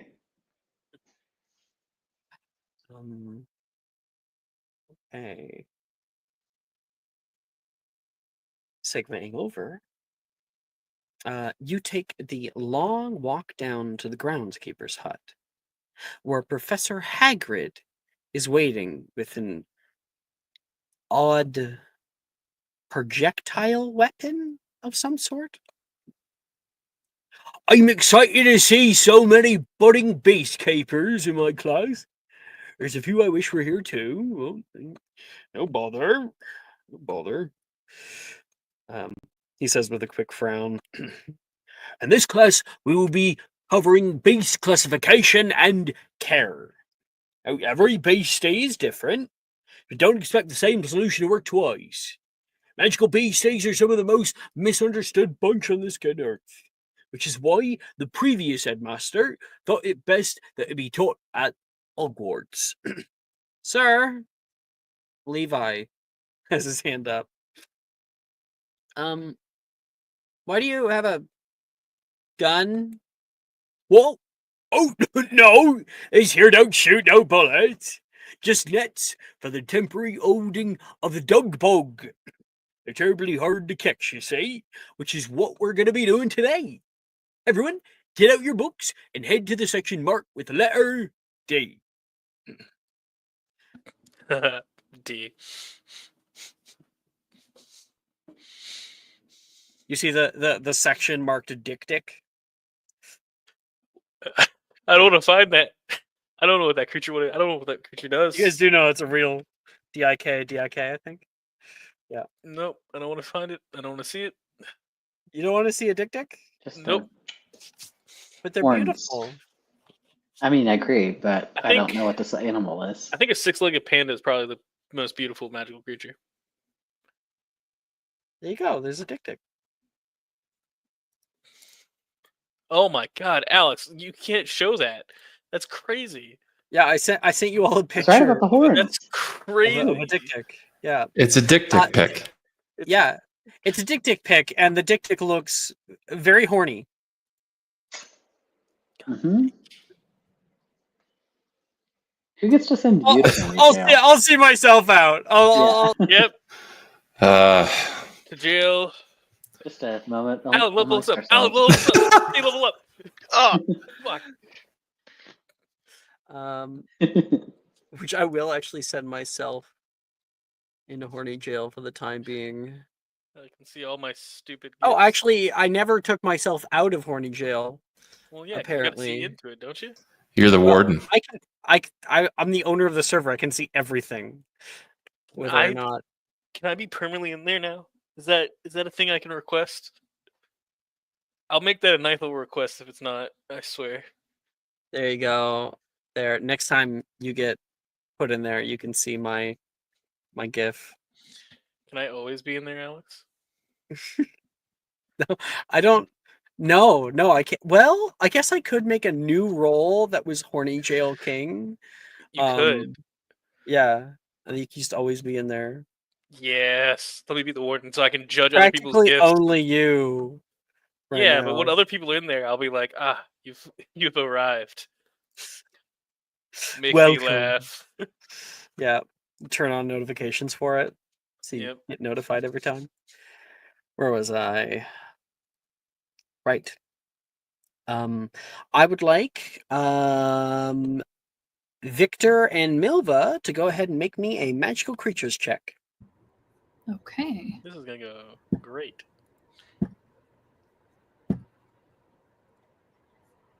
Yep, that seems about right. Nick. Yeah, fuck it. I'll use it. Oh, go ahead. What are you doing? Oh, are you gonna use something? Because I was gonna offer something. I was gonna try something, but I don't think it's gonna work. But it's up to you if you want to do. I'd Mine's appreciate you, buddy. Mine's a subscriber bonus, but if you think yours is funny, do it. It was just gonna be inspo. That's all it is. Take the So- subscriber. Subscribey. The way Basty gets a subscribey. Yeah. All my subscriber bonuses, I swear, are worse results. It's actually a Alex. curse. There's some people who are like that. Yeah. Alex, Yeah. could you hit can you hit my inspo button for me, please? No. You have to hit it now. Oh, to turn it off? You mean? Yeah. Oh I'm yeah. gonna use it. There you go. I was about to laugh. I was about to be like, "Oh, I'm no longer allowed to use inspo now." I see. Finbar, click the star. You don't. Once you click it, you never touch it again. Yep. You can only Thank just you. look in the chat now. Okay. Anyway, let's see what we got here. So, Victor, what'd you get? I believe I got a not terrible roll, not a good roll for me, but a 14. Okay. You beat the DC. Milva, 13. Oh, I forgot this. you is met the fun. DC. Woo! I mean, first day class, nervous, right? You're not going to do great. This is just a book. So, of course, the book you hold in your hands is a very furry little thing. You can see the edging on what looks at first time to be like a furred leather bound begins to kind of move a little bit. And you purchase this thing not from the bookstore, but from the pet store. You have to like actually feed it. It's not very hungry. Like once a month you have to feed it. And you give like a nice pet to it, like, good book, please don't hurt me. You can see the 4 eyes looking up at you from the top of it. They like blink, blink, blink. And you guys are able to very gingerly open up your books very carefully. To the right-hand side, you can hear Logan from Gryffindor House scream at the top of his lungs as he is assaulted by one of the books. Oh, best struck the spine first. They don't much like being opened before being soothed. Sorry about that. This It's is my the fault. best book ever. Victor's laughing out loud as he watches this. Yours like nips at you. Whoa, okay. All right. It's because you stopped petting it. You know. Okay. And Hagrid will say, "While you all do that, everyone follow me and don't wander off." Hagrid leads the class into the Forbidden Forest. You can hear birds cawing overhead and even catch a herd of deer wandering through the area on the way. Okay.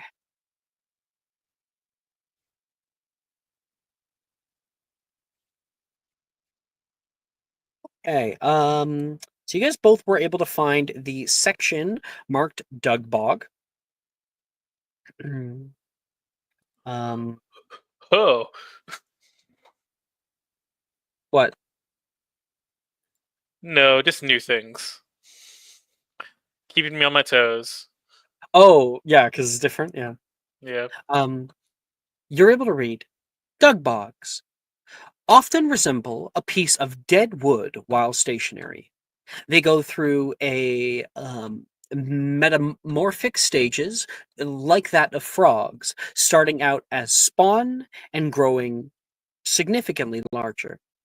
They grow to their size as adults at the age of 2. But continually grow from that stage once every 7 years when mating season rolls around. And they can get significantly larger than their first counterpart. The first picture you see is something that's like maybe a few feet long.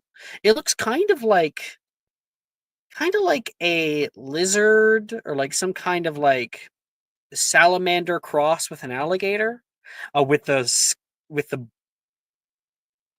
skin of like bark.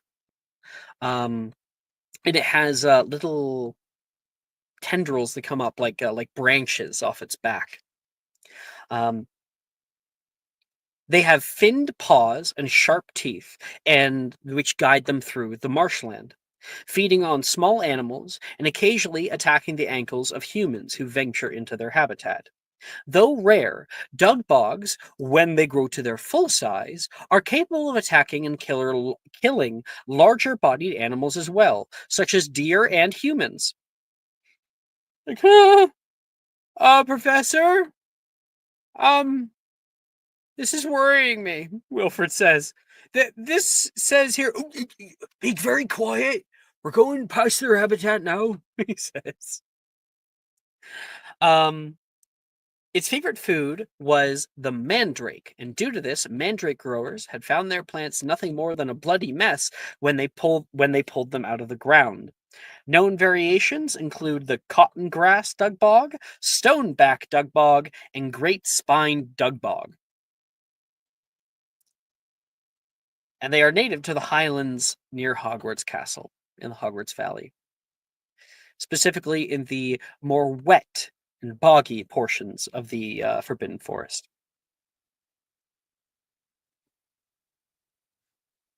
Okay. Milva, as you're walking by, let me get the class list open really quick.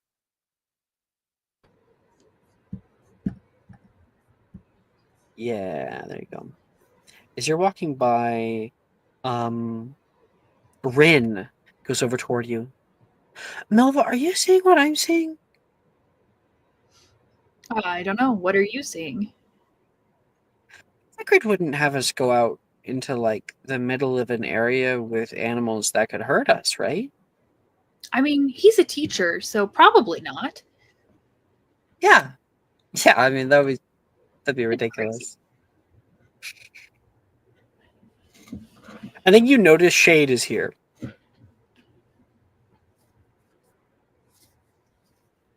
You know that he has a free period right now. He's not supposed to be here.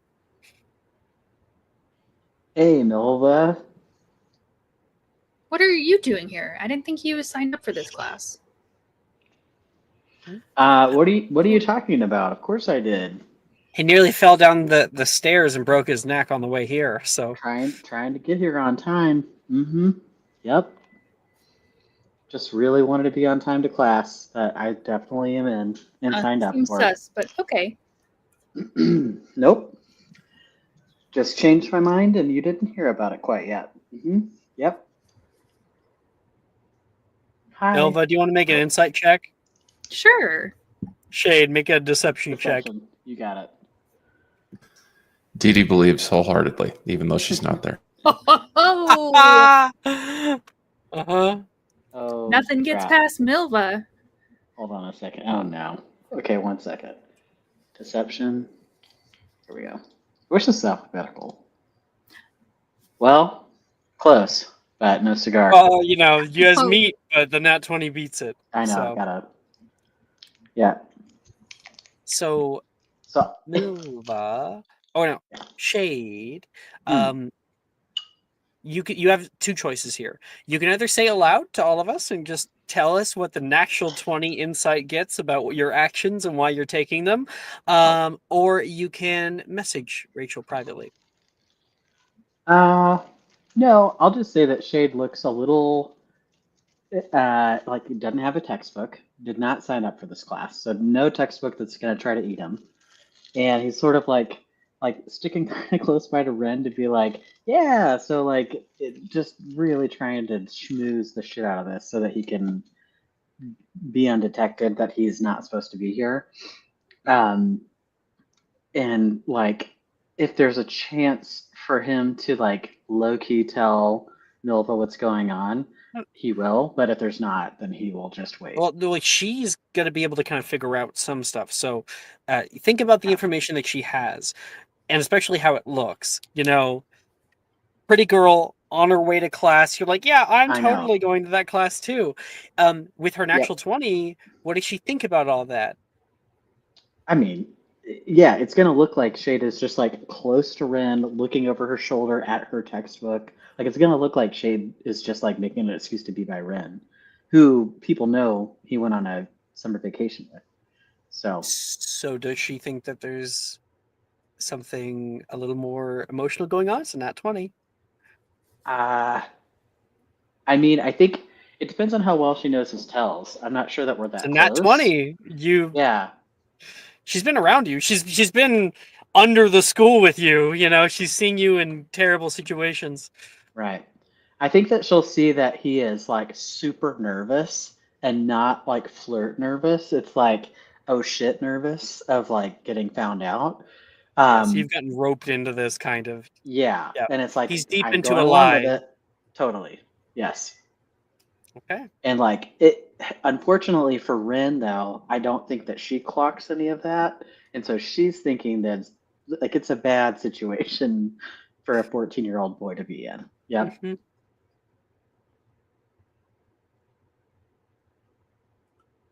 So yeah, she catches all the bad lying that is seemingly coming off as flirting vibes, but is not. Cool, Shade. Not weird at all. See you later. Bye. You walk over toward Hagrid, who's just going through it. Oh, they spook easily, but it's for their own health. Miss Moonwell, come on over. So, now, dog bugs themselves push themselves down into the mud. We're over here in their breeding grounds. So we're looking for the babies, the smallest ones. Leave no stone unturned. And I want at least one dog bug from everybody. There should be over a dozen out there.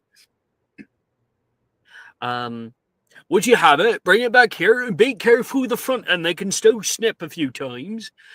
Once you bring them back, I'll give them their monthly checkup, and then we'll throw them back into the bug. Do we get like a net of some kind or gloves, Hagrid? That would have been a great idea. No, this is just for one of the big ones show up, he says. Showing, you know, the net gun he's got. Okay. It's not like she Have could- at it! He yells. Like, let's go. Okay. Victor. Because you're in this. Wait. You're in this class? Yeah. Okay. Victor, you walk out with Milva out into like the bog itself and can see so many little like places where trees have fallen over and like branches are like sticking out of the mud in here. It is a whole maze of I'm not gonna say that. It is a whole maze of branches and twigs and thorns. God, Milva. It's a maze of wood. It's just crazy. Yeah, I don't know what he expects. I mean, I wish I wore boots or something. This is going to be awful. What, afraid to get a little dirty? I mean, I'm afraid to be eaten by frogs. I'll make sure your funeral's great. Technically, they're not frogs. They're lizards. Billy speaks up. Lizards? Indeed, they're in the same family. Do you know a lot about them? You could say that. They do nest nearby my house. When I was very little, one almost ate me. But I didn't think it was going to eat me, but my mother was very frightened. Oh. Can you help us catch them? Yeah. Creatures from the Lacertilia family are dastardly little devils. They have such unique personalities. And as an odd addition, did you know that they can't feel love? Kind of They sad, can't man. feel love. Not in the same way humans do, unfortunately. Did they tell you that? No, it's just their brains aren't quite suited to it. They're not built for it, you see. You know, I can't say I know much about the subject. Which is a real fact. Snakes and lizards cannot feel love. Now, they might have an ability to have fondness, but oxytocin, serotonin, like all these kind of things that like make up feelings of love for humans, their brain doesn't release those. So if you have a pet snake, it doesn't love you. Slytherins cannot love. It's a fact. Mm-hmm. It's a fact. We'll have to find one. If you want, I could offer you a bit of advice. They're thorns. They often get kind of bleached white in the light. So, if you want, find the oldest wood pieces, and when you pull them up, get a firm grip on them because they'll immediately start trying to run away. Oh, great. Thank you. That's very helpful. Or they might try to nip at you. But if Hagrid's right and they're just little, shouldn't hurt too much. She's gonna walk into the bog, and then she actually goes down and she puts her wand to her shoes and goes impervious. Walks through the bog. That's a fantastic idea. It's an Do idea. you have impervious, Milva, I don't as an think so. attempted spell? It's taught in DADA. It's a cantrip charm. No. Okay, Victor, what about you? Do you have impervious? No, I don't think. Yeah, we're about to get very muddy. Victor doesn't really care about getting muddy. You can always scour Giffy yourself afterwards. To be honest, I don't even think I have that one. You're going to the bottom, Alan. You're going to the bottom. Although that's bad, because now Now I'm getting the idea that at the bottom is like the bad place to be, and I just put everyone I don't care about there. Is Low that why I'm God. always at the bottom? That's not true. Yeah, Low God. you're farthest away from me. You Just horn you can't dog. handle my love. That's right. That's right. If you can. Now I'm gonna go watch Hades Town and brag about it. And I will loathing. Unadulterated loathing. Oh, now I'm gonna watch Wicked on the other day I'm there. Just to spite you even more. It's fine. I care hell of a lot less about Wicked. The movie was really good though. Uh, Disregard that. Actually, I don't know where'd it go? You said to disregard it, so it disappeared. My dice is gone. Okay. And we're all safe. That was the good one. Nat 20s for all. Bye It's bye, all a dice. good night. I have 3 others, so Shit. okay. Milva and Shade? No, not Shade. Milva and Victor, go ahead and make me another magical creatures check to see if you can discern between all the weeds, see what you can find. I mean, I kind of have a way to find bug bugs, but I don't think it's a good idea. But it's my idea. Okay.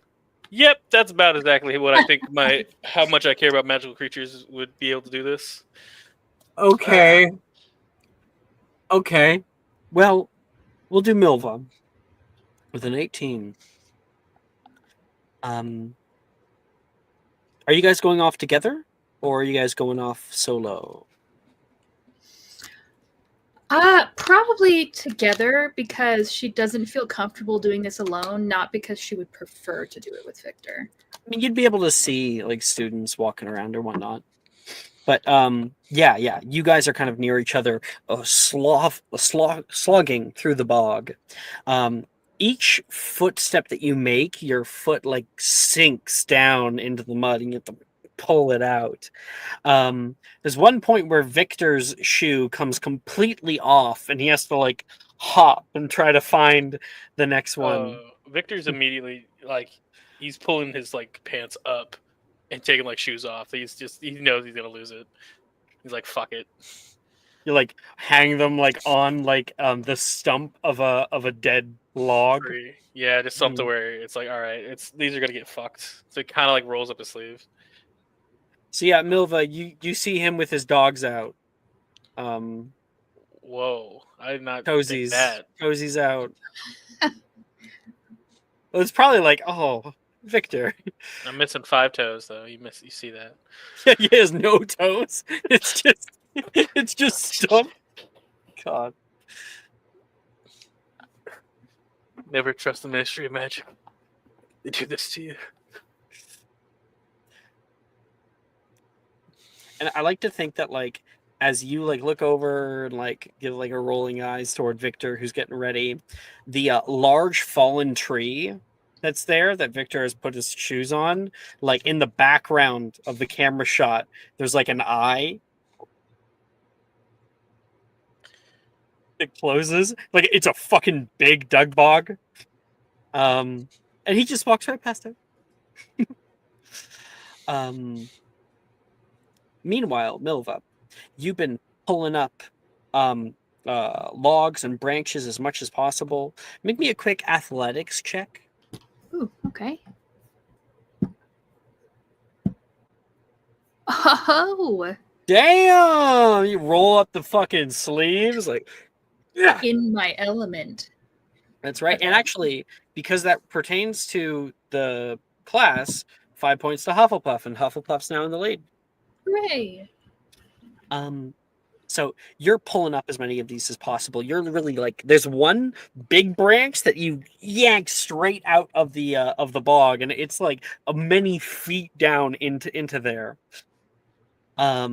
You can hear a few people call out like, "Woo, yeah, Milva!" And you blush and move on with your things. Eventually, you're able to find this kind of mass. It looks like some kind of dead bush has fallen down into the muck. You be sure to get like a good grip on it, and then before you pull, you notice the oddity about it. This one's a little different. It has a sort of bush that comes out. It has a sort What of is that? thicket that pushes out the top of it. But then there are two other branches, and you notice them because they are symmetrical. They kind of come out almost like horns or antlers. Okay. You can see bark along the ground, which is a good sign. This is a dug bog, and it's a big one. It's about the size of like a crocodile. It's my about your size. A little smaller.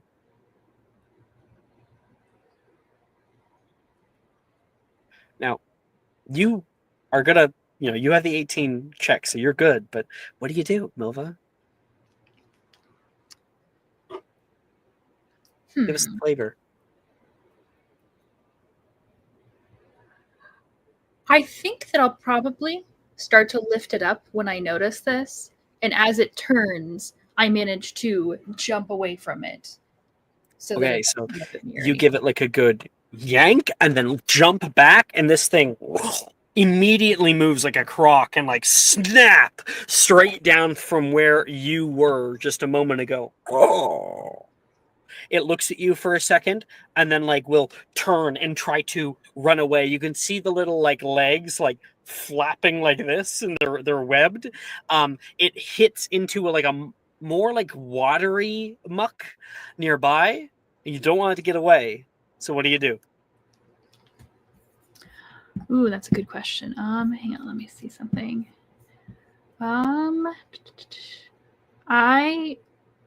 Can I use Stupefy? I have that locked in. Stupefy? Oh, I don't. Let me double check something with Stupefy. I don't know if it works on beasts. Okay. I'm just checking it though. Stupefy. It says a being. Yeah. Which in according to the Wands and Wizards, that word is used in place of humanoid. So. Okay. So no. Stupefy is not available.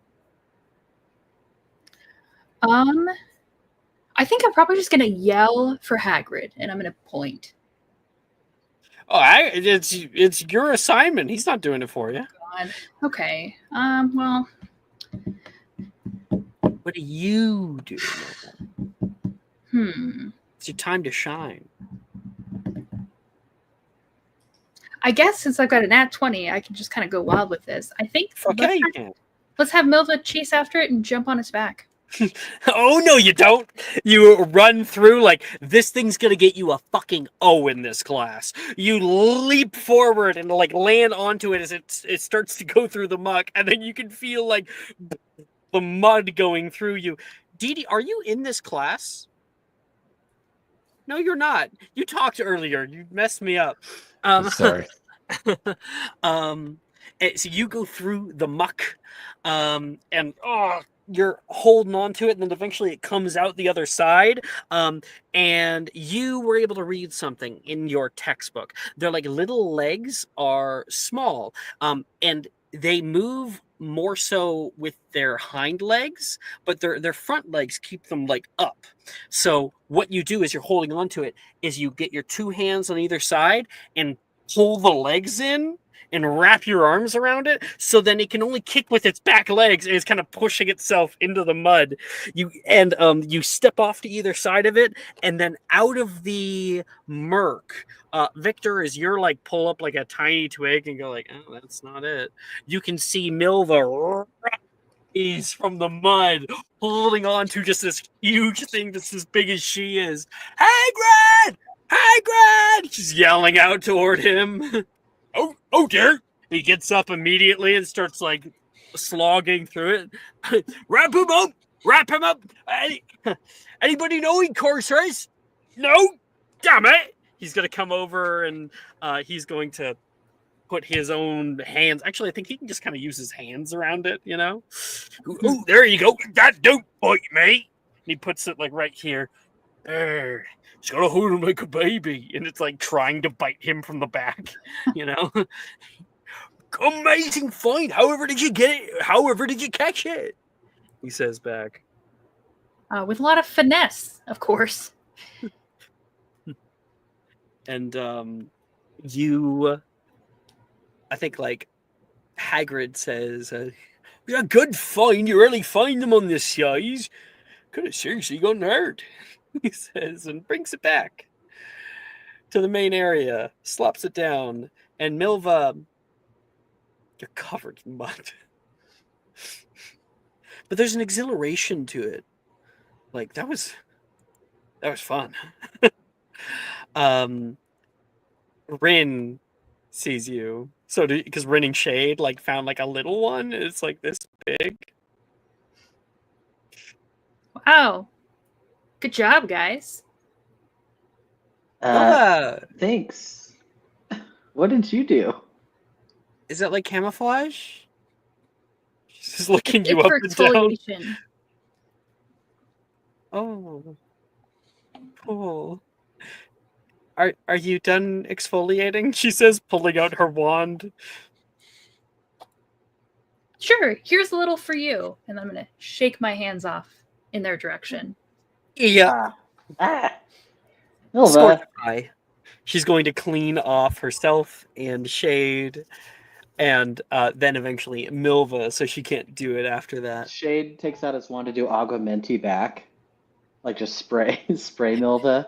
So no. Rin cleans both of you, and then she's gonna go and clean Milva now for Milva, and then you pull out your wand and Aguamenti. Exactly. I had it coming for sure. And you are hosed down, Milva. Hey, Alex. Yes, Victor. You'd say Milva's pretty much distracted most of the class, right? Yes. Perfect. I know the perfect way to find this Doug Bog with a 0. Wonderful. Moving And back towards Victor, he has been having no luck all class. Meanwhile, you're seeing other people find them left, right, and center. What do you do, Victor? They won't move when I get near them. So I'm just going to set the fire to this fucking place. And clearly they'll move afterwards. Do you have to attempt Incendio? I do not. Is Bombarda the only spell you have locked in? I have multiple spells locked in, like Defendo and Locomotor and Bombarda, and I have also Incendio locked in. I'm not going to bombard everything, but I will start fires and then Bombarda things that move. Bombarda things that move? Yeah, they're here for their monthly health checkup. Well, I need them to be knocked out, so I'm just going to knock them out real quick. So, because Incendio is a first level spell, I can quicken cast and Bombarda. So if they move, I'm gonna catch their asses. Do like an Infirma Cerebra or something, like daze them. Like goodness. I don't know that one. Of course. Insta fail from Hagrid. Cantus. Just make them sing. No, So I don't think I have anything for beasts. Milva, Shade, Rin, you guys are like out of the biome now, like over by the path, like back where you were when you started class. And there's a few people who are handing theirs off to Hagrid. Hagrid has the big one tied up next to him, and he's been like clipping its nails and like looking for like places where there's parasites. And he's like, see, they get worms right here. Very uncomfortable for them out in their ears, and like he shows you how to deworm them, and then you smell a campfire. And there's kind of like a smoke that rolls through the area. And the people in the back of the group, as Hagrid's doing this turn, and you see what is very soon becoming a raging forest fire, with Victor like silhouetted from the flames, laughing maniacally as there are a bunch of little Doug Bogs like running out of the bog. Some of them on fire. Come at me, little fuckers. And then, I'm going to try and knock out as many as I can. You say, come at me, little fuckers! Why are you running away? It's time for a checkup. It just takes the Aguamenti he's been doing at Milva and just runs over there to start spraying the Aguamenti out as much as he can. Victor comes back. Still didn't catch one, but they all ran back past you guys. And he's like covered in like soot and mud and just like a little bit disheveled. I didn't nick one of them. I thought I could at least take one of them down. Little bastards are good. The 0? No. And Well, so I was hoping I could maybe just. What is it? Victor gets a T in this class. Could I do the M? Could I commit the M word to one of them? Because I started a forest fire and hit with a bombarda. The M word. Yeah, I guess fuck. I can't say M word in Harry Potter because that's different. That's a Muggle. That's a different. That's a different slur. Mudblood? No, What are murder. you I talking just. about? I didn't want to Oh, say you wanna- murder. you- What? oh, you want to? This Let me is get one. you can absolutely have a corruption point for this. Yes, Let's go. absolutely. I got one. He's knocked out. Victor, you are not placed in detention, but you're placed in a thing that Hagrid calls something else. That is absolutely detention. All right. All right. And that is it for Magical Creatures class. I feel like Milva, it's all like the mouth is like wrapped up and it's like laying there and getting dewormed. And I feel like you're able to sit beside it and be like, I got your ass, you know? But I also think you're I able give to it a pet little boop on its head. now I guess like let me get a picture. Dugbog. I know I described it pretty well, but they come in all different sizes. Yeah. This is the large, full-sized, like mating season Dugbog. Sending in discussion. Oof. Meanwhile, they start out when they're smaller, which a lot of you guys were getting, as something that looks like this.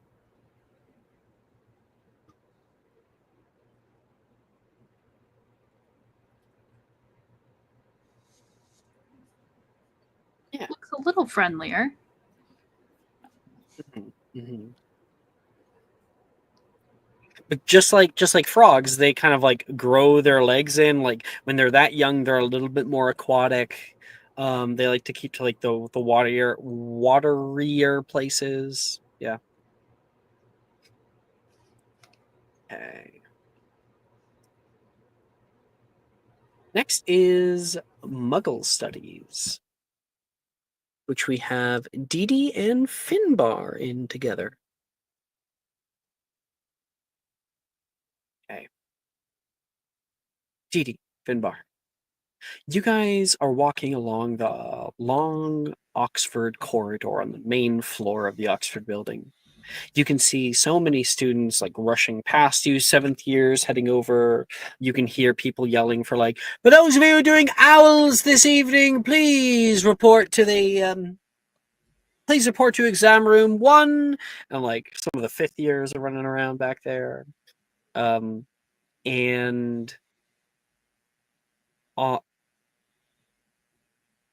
Dee Dee, on the way over, you see Finbar talking to somebody. Finbar, I'm not hallucinating this. You have a brother.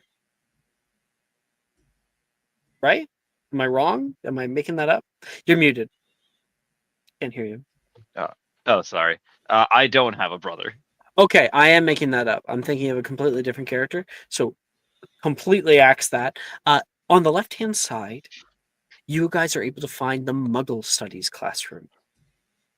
It's a small room with singular desks that are set up in a traditional fashion grid toward the back of class, where beside the teacher's desk, a double doorway leads off into some kind of unknown room. You guys find a seat, but you notice that the teacher hasn't arrived yet. There's a few other people who come by and sit down. You can see in this class, It's a smaller class. There is, damn it, Gemma, Taylor, and Ernesia. The Slytherin girls are here.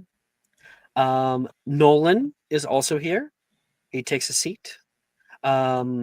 Sally, but not Sam, from the Peels. And then Janice is here as well. Bum bum ba-dum. If possible, Finbar tries to put someone as a buffer. Dee Dee, could I sit next to you today? I'm feeling Of course. scared. It's right Thanks, Dee here. Dee. Dee Dee, I actually wanted to ask, do you live in the Muggle world, or do you live in the is your is this personal? I don't think It- Dee Dee would be capable of living in the Muggle world. Gemma kind of says as an aside, the little chuckle under her breath. Yeah, it's not that easy. But I do live in kind of two places that I go between. And one of them happens to be near Muggles. So sometimes I can go in, but not often. Do you ever get asked if you play a sport like basketball or something? Yes, quite a bit. Football, you know. Did I hear American football? I suppose. You can hear a voice from the other room walking in. You can see a kind-faced, blonde-haired professor, the same one, Dee Dee, that walked you through your first day in Diagon Alley. Professor Milne. He's got on some kind of apron and is wiping his hands off with a rag. Oh, students! Oh, is it that time? He looks at his watch. Oh, crap! Sorry, I was working on the Model T, and he starts taking off his stuff, and places it on a hook nearby. Did I hear about football? American football, I suppose, is a thing that involves really big people. American football. I'm less versed in that. Too bad. More. Hi, Professor. Morning, you're Mr. Dempsey, right? Yes. I noticed your name. Are you Sadie's dad? Indeed, that would be me. Sadie is in your year, but unfortunately, I was not able to get her to come to my own class. Oh, nice to meet you. Second. Sorry, 1 second. I think Sadie's the only Gryffindor Finbar has actually talked to. It's Gryffindor is Sadie and those other people. Did you know that American football first started in 1869? I did not. First American football game was played on in November, really cold month to do one, but it was between two college teams, Rutgers and Princeton. And a lot of it started to get drawn up 1880 onward by a really visionary man for his time when it comes to sports, Walter Camp. He's kind of the father of American football. And you tackle each other, right? It throw a was ball? originally inspired by rugby, actually. Oh. So it is a ball, right? Yes, it is a ball game.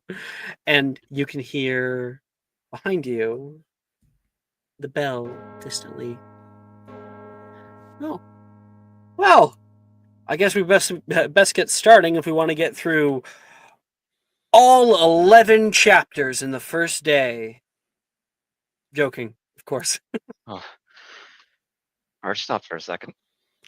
Up at the front, you can see he moves over and out of his pocket pulls a long, organic-looking wand. He flips it in his hand a few times and then lands on the front of the desk.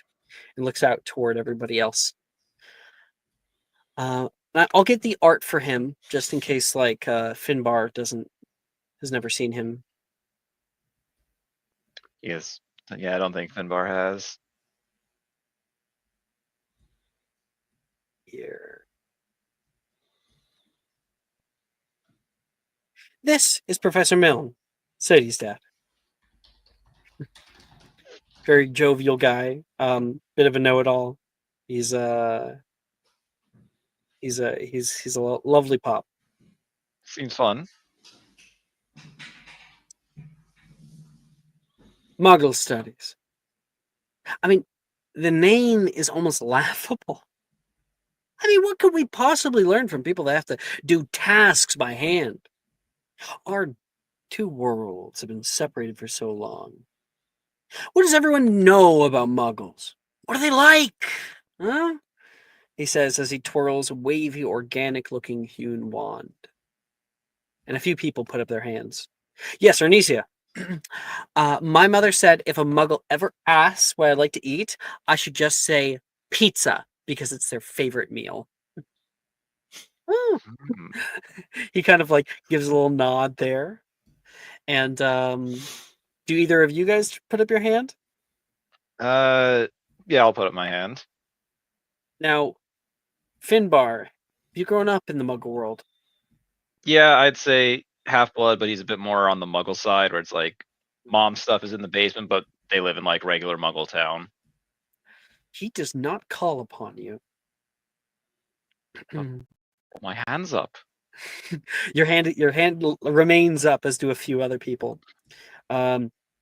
Yes, Nolan. I heard that they travel around in bullets, and apparently they can go really, really fast. They build them to shoot across the countryside, Nolan says. Gemma's like, has her hand straight up. I can see Miss Drayton has been very patient. Gemma, well, they smell really bad at times, especially near the end of the month, kind of like blooming moss. And they have long teeth for chewing. Because they never had magic, they had to develop good animal instincts to survive, you see. My father even told me about a Muggle he met who nearly bit him. Well, okay. I can safely say that you're all completely wrong. And he snaps the wand in his hand without hesitation and throws it onto Gemma's desk. There is a gasp from Dee Dee and also a gasp from Taylor. She's like, probably the most fright you've ever seen on Taylor ever. Well, except for the thing about the pizza, I do love a good Hawaiian. He says back toward Onicia. Yeah, pizza's good. Pizza's always a safe option. You can see him give like a side glance toward you, and Gemma gives you a dirty look, like how dare you say anything? She looks back and kind of snaps toward him and says, as you all see that the wand is simply a twig from outside. Wait a second, Professor. No, you all fail to grasp, or at least the ones that answered here. One very simple truth, that too many wizards live their whole lives without knowing. We may not have magic, but wizards and muggles have one thing in common. We both make assumptions and accept falsehoods without first doing the work to know if they're true or not. Wait, you're a muggle, Gemma says. I'm glad you've caught on, he says back. But they can't see Hogwarts. What? Gasp! Where am I? Where did my class go? He starts saying. And there's Dee Dee kind giggles. of a giggle from the students at his theatrics. Maybe you're just like a squib or something. And maybe you assume to know how the Hogwarts wards work without doing the necessary research. Dee Dee's loving the Gemma beatdown. Is silent. In this course, I will teach you about the lives of the people beyond these walls, and dispel rumors and myths that once spread in this very room for words of truth and understanding. But dispelling is magic.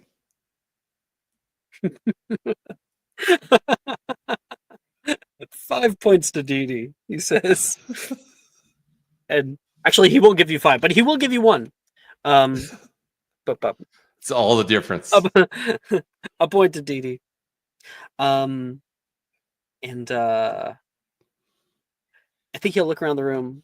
For those of you more in the know, does anyone have an actual Muggle fact that they know is true because they've done the proper research? Mr. Dempsey, I think you've waited long enough, huh? Yes. Muggles actually have their own version of moving pictures called movies. They also have Indeed. television, and it's something you can just. It's much different than a moving picture because it tells a more complete story. Well, that depends on what you're watching. But I am not able to get a television working in here, but I do have an old projector. And I have a few really great old black and white movies. We might watch them sometime in this class, he says. Looks around. Dee Dee? They look at these black rectangles in their hand a lot. And they've got the videos on those.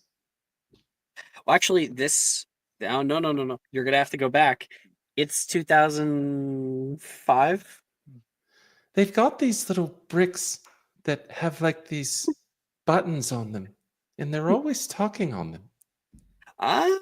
See, we don't know what it is, but that would be called a cell phone. And he goes into his drawer, grabs like something from it. You can hear him moving around in it, and then throws it off toward you. Make a sleight of hand Can I roll check. something to catch it? Yeah, okay. Yeah.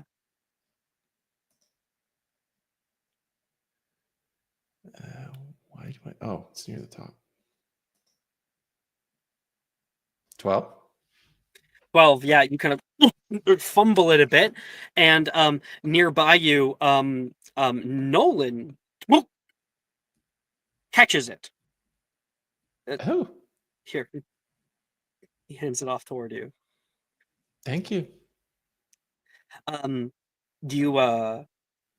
You can see it now. You know, it's like a little Nokia flip phone or whatever.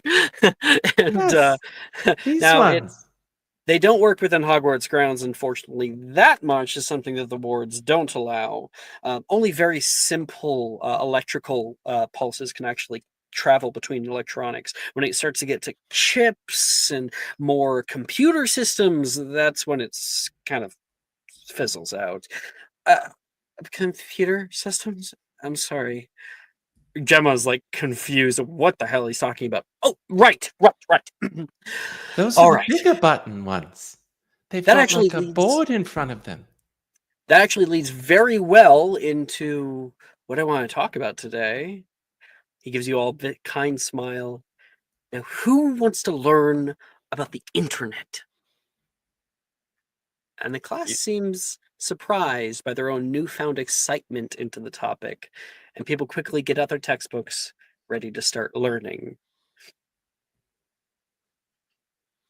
Is that something, Ian? Do you want to? Oh no, I was just raising my hand as Finbar, be like, yes, I want to learn about the thing I kind of know about. And you guys may roll a Muggle Studies check.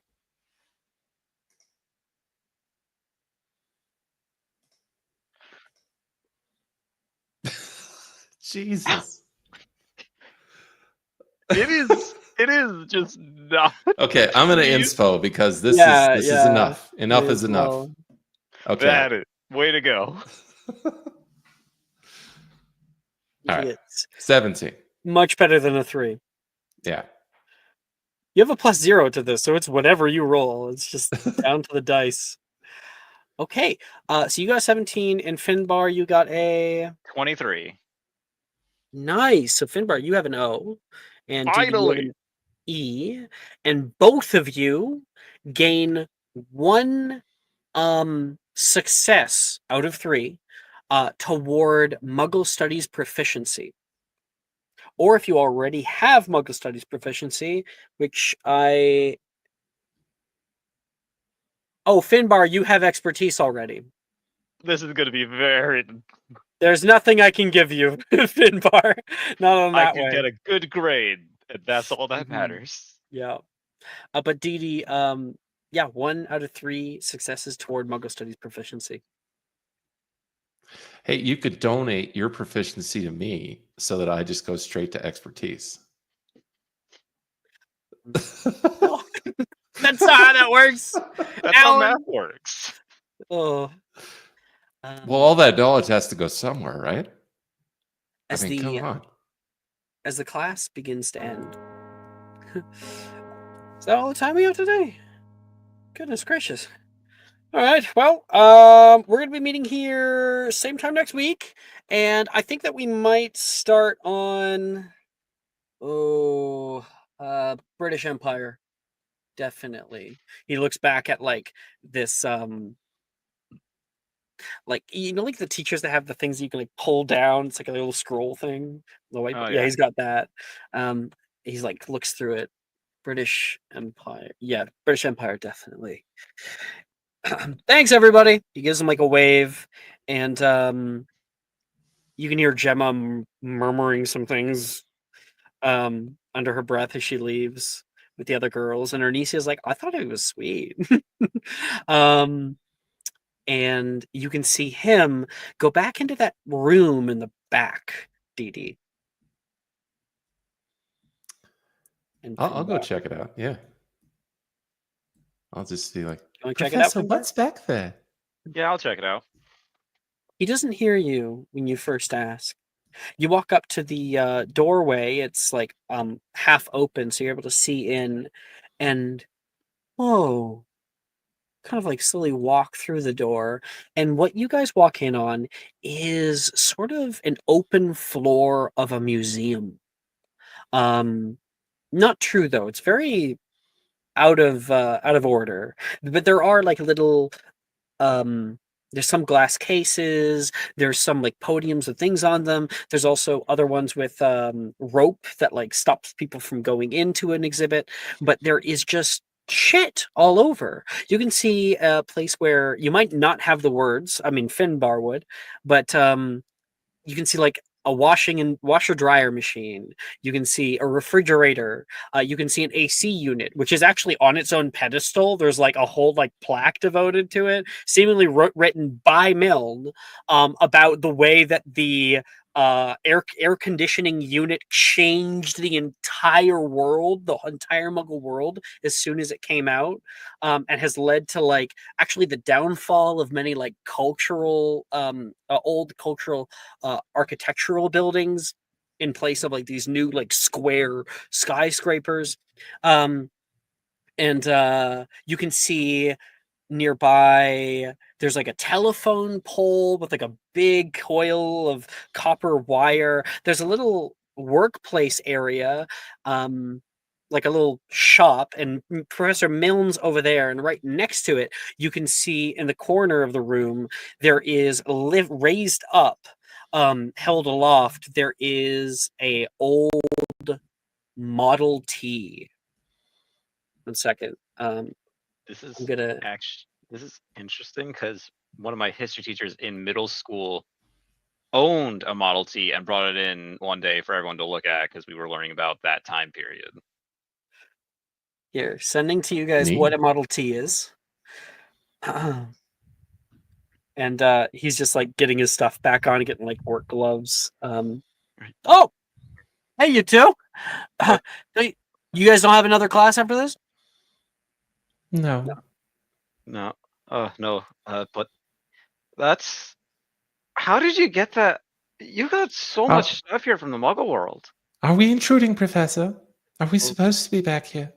Oh, it's open. Just most people don't really care that much. This is the Muggle showroom. You can come in anytime. It's not locked. They eat food out of those. She points at the refrigerator.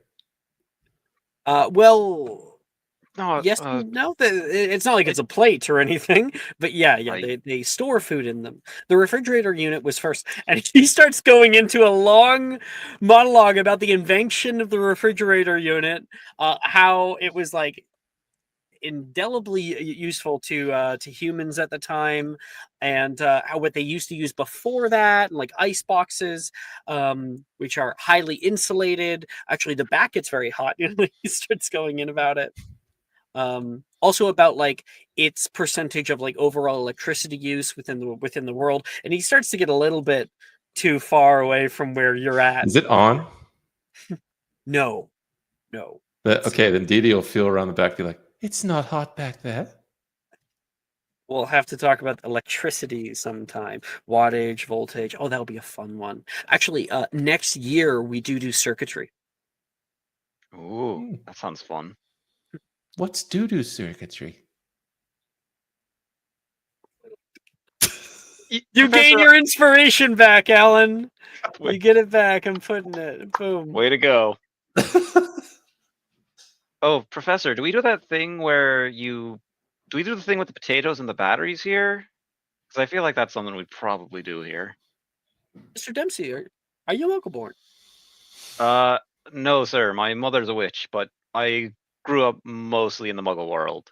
I just wanted to take this class because I thought it'd be an interesting way to try to connect my love for cooking and my love for magic, and see if there's not a way I could try to combine the two more than I have. I used to do the potato thing. We can also use oranges and apples, anything with citrus. But no, we're not going to be doing it. Lemons work best. It's simply because last time that I tried it, people just didn't give a crap. They didn't seem to understand how cool it was. Maybe I think a lot of things are cool that other people don't. So I noticed you got a car here. Are you trying to get it to run on Hogwarts here? Yeah. Well, it should run just fine. It is fully mechanical. It's the engine itself. It's really old. I've been taking it apart. I already put it back together, and it still didn't run. It requires an old hand crank to get started. I've seen them in these things. They roll along the ground. They go pretty fast. These ones only got up to 30 kilometers an hour. But the newest ones, man, yeah, they can get up to about 200. Race cars can go even faster, of course. Oh yeah, that's true. And Professor Milne walks past. You can see there's an old Macintosh computer, which definitely doesn't work, and also an IBM computer next to each other. There is a case with guns in it. We're talking rifles, World War II sort of stuff. There are also a plethora. You look overhead and strung are a bunch of flags above you of different Muggle nations. And there's a copy of the Magna Carta, and it's just a junk room filled to the brim with shit that you would never see in Hogwarts. Professor, could I ask you a question? You just did.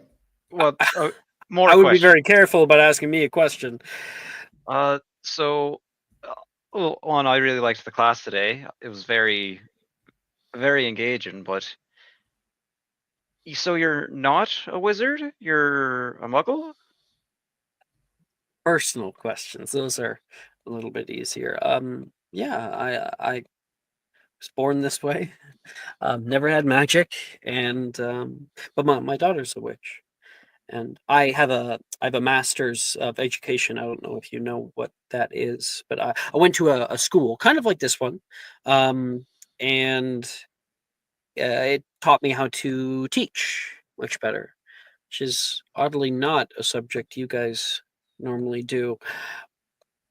I've kind of been a master of all, sorry, not master, a jack of all trades, master of none when it comes to this kind of stuff. Yeah, no, I understand it. My dad went to school to be a chef, but I'm Or wondering wondering. why they hired me. Yeah, because s- you'd probably know better than I do, if I'm being honest. Muggles are fascinating. It's fun to True. watch them putter about. You do remember that you're talking to a Muggle. Oh, I'm sorry. I keep forgetting. It's fine. You're surrounded by wizards wherever you go. It's part of why I wanted to teach this class. See, apparently the last teacher had a unforeseen departure from the position, and it was open. I needed a more stable place, and they offer room and board here for the faculty members. And well, after a lot of the things that happened during the war, I think it was best to finally get someone who actually knows what they're talking about in here. And I was vetted by the ministry, way, way earlier, back when I was first married. So Well, I'm looking forward to the rest of these classes because I have to admit, I I was this close to snapping at Gemma for talking about a person like that. Where it's like, do you really? It's like not all Muggles are like that. I don't even know a Muggle who is like that. I don't like Gemma. he gets like very serious. You see like a serious look over his face. He's gonna like get down kind of into a kneel. And actually he can't do that because you guys are not shorter than him. Dee Dee isn't, at least. So he kind of like gets close and like puts a hand on Dee Dee's shoulder and Finbar's shoulder and says, I would ask that you don't say that. I would ask that you give an ounce of understanding, as difficult as it might be. If anybody should be mad, it would be me. Now, Gemma, I've heard her talk around the school before. I think it's wonderful that she chose to take this class. I think that with a good positive experience and a little bit of challenging on my end, we might be able to allow her to see the world the way you do. Have a glimpse of the way that other people live. But if we just push her away, won't get anything done. And not only that, something that may not be as obvious to you at your age. Understand that Gemma, just like you, is a child. You still have a lot to learn. You also have a lot of time to decide who you want to be.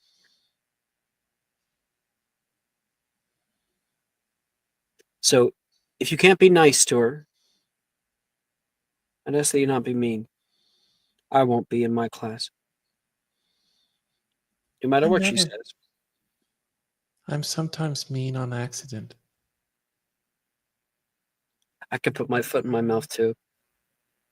I seem to be stepping in something lately, and I don't like it. But I hear what you're saying, Professor. I shouldn't be upset. I should try to do what you're doing and try to help people understand. That's important. Dee Dee, through the back half of that sentence, has been looking at your shoes. And then she says, What? There's nothing wrong with your shoes. Did you get mud on them? Oh, it's a metaphorical thing I step in. Oh, We should work on poetry next, he says, looking at Dee Dee. Like, maybe that'll teach her, like the not literal Oh, you're meanings of right. things. Do we learn about Shakespeare here? Oh, don't get me started. I feel like Shakespeare is something everyone will understand. You're joking, right? Oh no, I mean like at least the general stuff about it. Am I in? Wait, is it like war? They use the spears and they shake them at the enemies? Shakespeare is the last name of a man named William Shakespeare, although it's very likely that the name was a moniker. Some people even purport that he wasn't actually a real one author, but rather many authors authoring under one solid name. He has complete works of William Shakespeare run over, I think, over 100 plays. And he'll tell you a bit about Shakespeare and about how many words in the English language, many of whom you use, were likely created by him. One second. I really am back in middle school right now. Model Ts and Shakespeare. Okay. Have you ever used the word bandit? Ever used the word critic? Dauntless, dwindle, elbow, green-eyed, lackluster, lonely. All are words made by him. Huh. I knew he was a wordsmith, but I guess I never realized just how many. Guess I never really thought about what that meant. I just thought it was good with words, but made them too. Some of them caught on, some of the ones didn't. But it makes reading him a little bit difficult for some people. And Professor Milne, I think will say, now, if you'll excuse me, I've got an engine to tackle. Because Dee Dee's about to think he's about to tackle it, he does actually go down with an elbow for a second on it. You and it show gets it, out his Professor. toolbox. You guys are Dee walking out in the hallway. Gets the joke once he does that, yeah.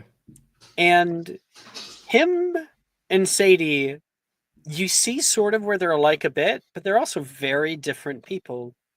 You can see, because Sadie's always been very scholarly. Makes sense as to why. But she's not here. She's not in that class. Probably because her dad talks nonstop about this shit anyway. And she didn't want to take a class for it too. I get enough of it at home. I don't need to get a grade for it too. Out of character, he said the other Muggle studies teacher's his untimely departure. You guys remember the movie where Voldemort has a dinner party and there is a woman who is hovering over the table? Yeah. Oh. That is the previous professor of this position. Oh. Yeah, that'll messed up. that'll do it. Mm-hmm. There was a lot that he edited because you're young. That was a pretty fun class, don't you think, Dee Dee? Oh, yes. I like learning about them. They were one of the things that I would watch from the edge of the forest. I had to keep Mom away from them, you see. Ooh. Why do you have to keep your mother away from them? Oh, she liked to wander, but sometimes she would get too close. So part of what I had to do was lead her off. But she taught me more things than I taught her. She was just a little oblivious, like I can be. Well. Edie, you recall many times over the course of your life having ministry members actually show up in your home. Your father always seemed very, very nervous whenever he was home about it.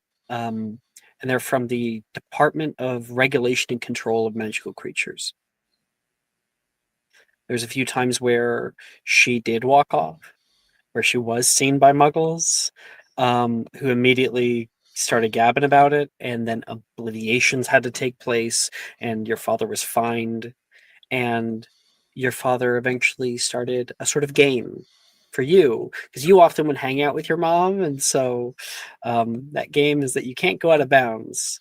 The rest of the world is more lava, and by the time you grew up, you understood your job. You understood that you were to keep her away, because remembering being by the stairs, trying to remain as quiet as you can, you could hear the ministry members threatening to take her away, to move her elsewhere. Your father told them that they can go ahead and fucking try. Luckily, it didn't escalate.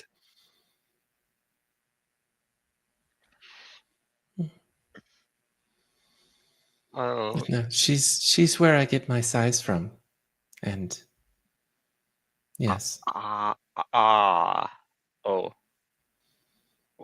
that's Hi, Nick. fine, Nick. Well, that's thanks for telling me that. But if you ever need any help in this class, feel free to ask me, because I'm realizing I might have taken this class with some different expectations, but I'm looking forward to it. I kind of want to see where it goes, because there's lots of stuff about the Muggle world I don't know either. So, it'd be nice to expand my horizons a bit. I've always been curious because it seemed like we should just be able to be friends, and I don't never really understood why we couldn't be. So maybe we'll learn. Well, if you got any questions and we can't find Professor Milne, I'll do my best to answer them. Well, great. I can't think of any right now. Oh, you mentioned pizza. What's a Hawaiian pizza? An affront to the taste buds of every decent person on the planet. Fade off from there as Finbar goes on his rant. I have nothing against the people of Hawaii. I only have offense against the things they put on their food. Here's the thing. Hawaiians didn't invent Hawaiian pizza. Canadians did. So you're telling me they're putting the blame on the wrong people? It's a misnomer. Okay. Of course, they threw them Also, under the bus. Pineapples. I wish Nick was here because he would know. I don't think they grow in Hawaii. I'm pretty sure they grow in California. Do pineapples grow in Hawaii? I think they do. Hawaii. You've never seen Finbar this angry, though. Okay, never mind. They grow in Hawaii. I'm crazy. Yeah. And then they... Well, I don't even start on anchovies. I get it. People like their seafood, but they're too salty. They're actually too salty to enjoy. I tried it once. I tried both of these things multiple times to see if there was something wrong with me. No, there's something wrong with that. It's like we'll let Ian just keep going, and then we'll just like Fade to just black. talk the whole time. Yeah, we're gonna take our 10-minute break. We will be back in 10 minutes, and we'll be back for arithmancy class. And if you haven't sent me a certain thing I requested last week, here, I will see you guys in 10 minutes. Bye. What was...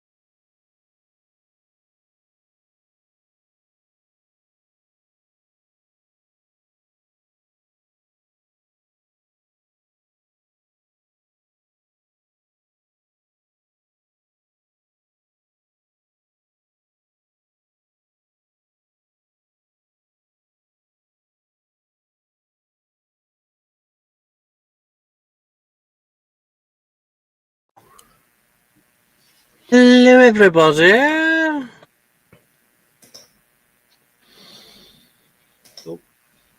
Finbar's still Who's- ranting about pizza, and it's like, dang it, they did it. If I ever find out who Someone's did it. audio like changed. It's you, Alan. Can hear What like changed? yeah, you're like suddenly way louder, and then we can hear like a buzzing in the background from like a fan maybe or something, or maybe your computer. It's like for some reason it sounds different. I don't hear buzzing.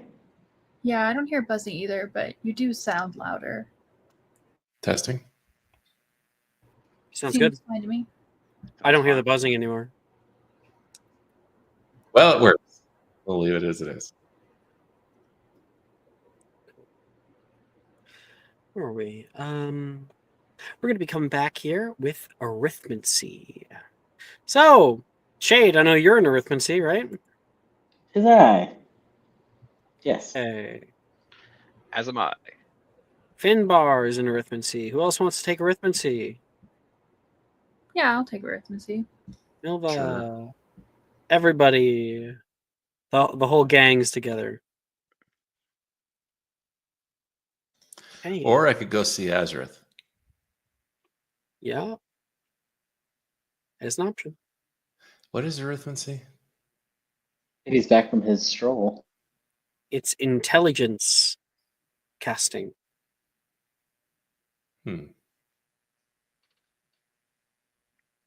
Yeah, I'll go to arithmancy. I'll go see it. I'll do casting with my intelligence and probably fail at it. Let me get a thing here. I believe in you, Dee Dee. The dice, however, disagree. Lately, which is good. I mean, it plays into my arc. So You guys all move off onto the second floor of the Oxford building. A wide rectangular room has been constructed with long 4-person desks that cover the area like a study hall. At the end of the room, pooling onto the ceiling are flowing numbers that float in the air in simple red flame. Flowing charts that float through. Oh, sorry, I got mixed up. They fade and appear as a constantly changing tapestry of Fibonacci spirals and equations. You find your seat and take out your abacus. Professor Vector stands like a statue at the front, with her legs locked together. Her prominence is even more defined by a tall, out-of-fashion crimson-pointed cap today that points straight up and slightly to the left. There will be no talking in my class unless called upon. Students will work on their own worksheets and not each other's. I will not have cheating in my class.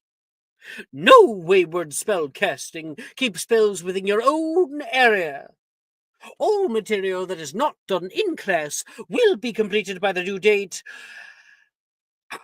All late assignments will not be reviewed by me and will be immediately assigned a T. Let's begin. You look around and like Macy starts to raise her hand, and Professor Vector acts like she can't see her. As she starts to explain the branches of numerological determination and arithmetic magics as alternate casting styles for divination and other schools of magics, respectively. All of you may pick 2 spells of your choice, and you're going to do /special attempt just like with Ancient Runes class, except it uses intelligence. Reese is in this class. Big one. A spell from any subject, or Yes, any subject any subject. okay. Even divinations. It just has to be available to you. And for the options, do we put true or false? False. Always false. Unless you're a weird person who has a split modifier. If you don't know what I'm talking about, you don't have one. Got it.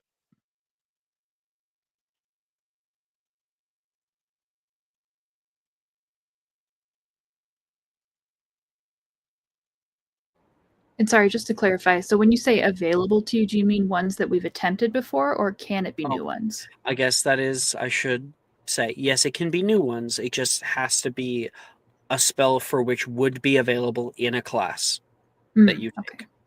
Yeah. So, because what you're doing is you would open up your textbook from like Transfigurations textbook, boop, boop, and then you would open up your numerology and grammatica, and you would start to find the different like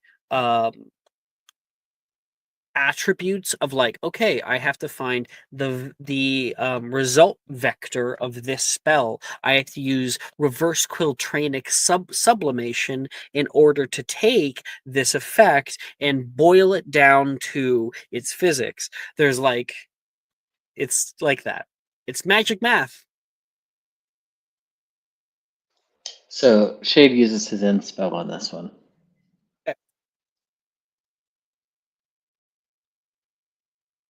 My God, I'm good at math.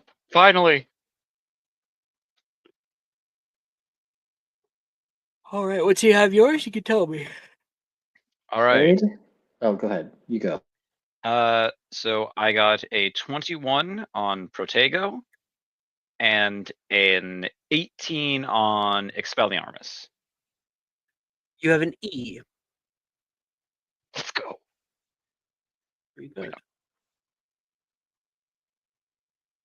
You're able to draw out your little equation, and then all the glyphs glow, and you can see it like go through the equation, and it like kind of runs through it as they start to glow different colors, and all of yours line up properly, and then they all culminate into a little mote of magic at the tip of your wand, and then you're able to expel that outward for effect. My wand, look at that and be like, oh, this is great. I have one that's good. Let's see. I have Rictus Sempra for 17. Okay. And then I have another one that I blew inspo trying to get better and still failed. Impervious with an 8. You get a P. Despite your other roll, you get a P in this class.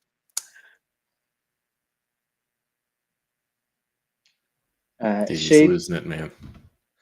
Yeah. Shade just tried one spell a lot of times. Avada Kedavra. No. Nebulous for 7. Nebulous again for 8. For the luck So point. you and Dee are right in the same boat this there. Yeah. And then again with a luck point. And like, so the two out of like you can cast in class was 7 and 8. Luck point for 8 again. Oh, okay. And then inspo 13. So same Still a spell. P. The top two were 13 and 8. Yeah.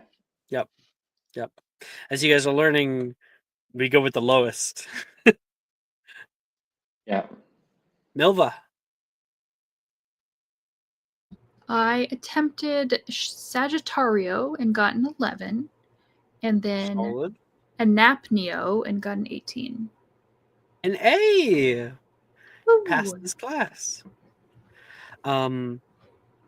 Professor Vector walks around the room, straight-backed, looks over a few of Dee spells. You like trying out a thing, you do the equation that it tells you to do in the book, and then you try solving for it, and you watch it all move through, and then like the line turns like yellow along one, showing you where you've made an error, and then at the end it starts to kind of fizzle out, almost like flame into red, and then all of the magical lettering disappears in a single go. Your cast failed.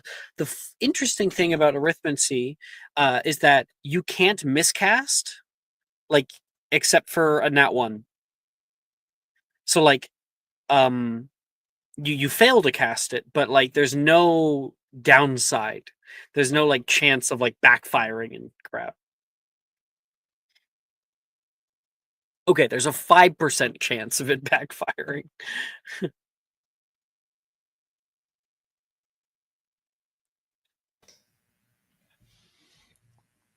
If you guys know flagrate, you'd be able to draw in the air. But if you guys don't know that, then you would be like using paper. Just like before. Oh, I've got flagrate. Nice. God. God. What? You know, Dee Dee just can't cast spells lately. Something's going on. Did you try flagrate? Yep. Well, had you attempted it prior? Yeah, I had. You just haven't succeeded it. Yeah. Okay. Cool. With a +7. Yeah. And Can we Milva, attempt same it thing. now? Only if We've you've never attempted it attempted it. before. Okay. Correct. I've attempted it once before. Yeah. Yeah. So you have it locked in now, Milva. Ding. So like high level arithmencers take it from just simply like writing out equations, and they start to become like you can add on why does I keep saying geography in my head? Geometry. You can add in like geometry, and that's where you start to see some of the what almost looks like more D&D magic, where you got like a glyph with like lines moving through it. That is layering mathematical geometry on top of each other. To cast spells. It's also used in that kind of geometry is used in enchantment of items as well. Okay.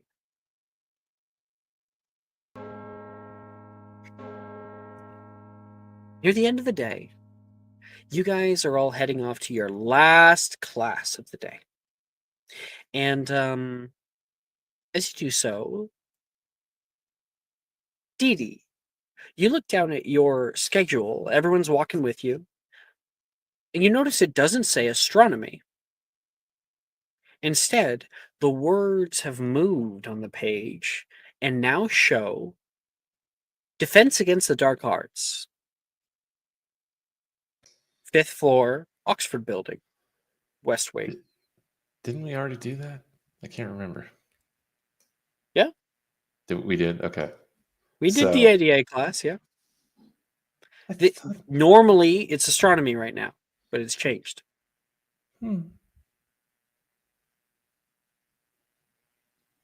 Well, she's probably just going to go after it. She's going to have a really confused look on her face, but you know. You're walking with everybody. You're all walking in the Yeah. wrong direction.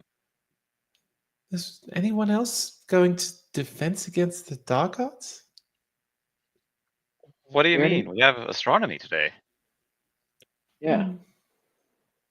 I thought we did too. What are you guys clogging up the hall for? Janice says, walking into your group. What does your And Marsh schedule shrinks say? back. Sorry? Well, yeah. Finbar, what does your schedule say? It should say astronomy, but wait. Defense? Is it just for me or is it for everybody? I guess for Finbar's also has changed. Okay. If you'll excuse me, Professor Sinistra is expecting my Professor Sinistra is expecting my research notes. Sorry. Dee Dee backs out of the way.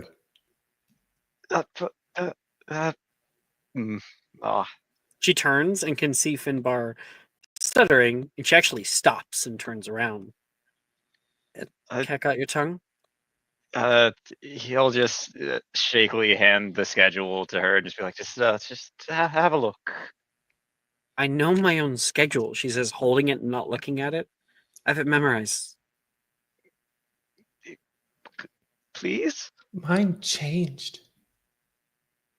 I Eyes are saw it eyes. change. Wait, no. She's gonna go into her own bag and pull out a piece of paper. They can't just change it on us like that. I know. I'm gonna have some words. There will be a very strongly written letter to the headmistress. Uh-huh. I was looking forward to astronomy. Guess we don't have to climb all the stairs. There is that. She suddenly remembers and becomes much happier.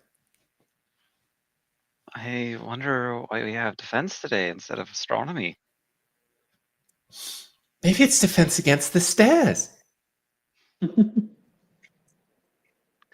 If only.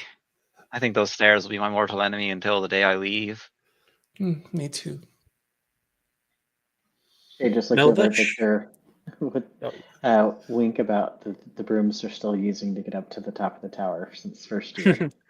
Oh, wink. Yeah, the stairs are terrible, right? Hate 'em. Rough.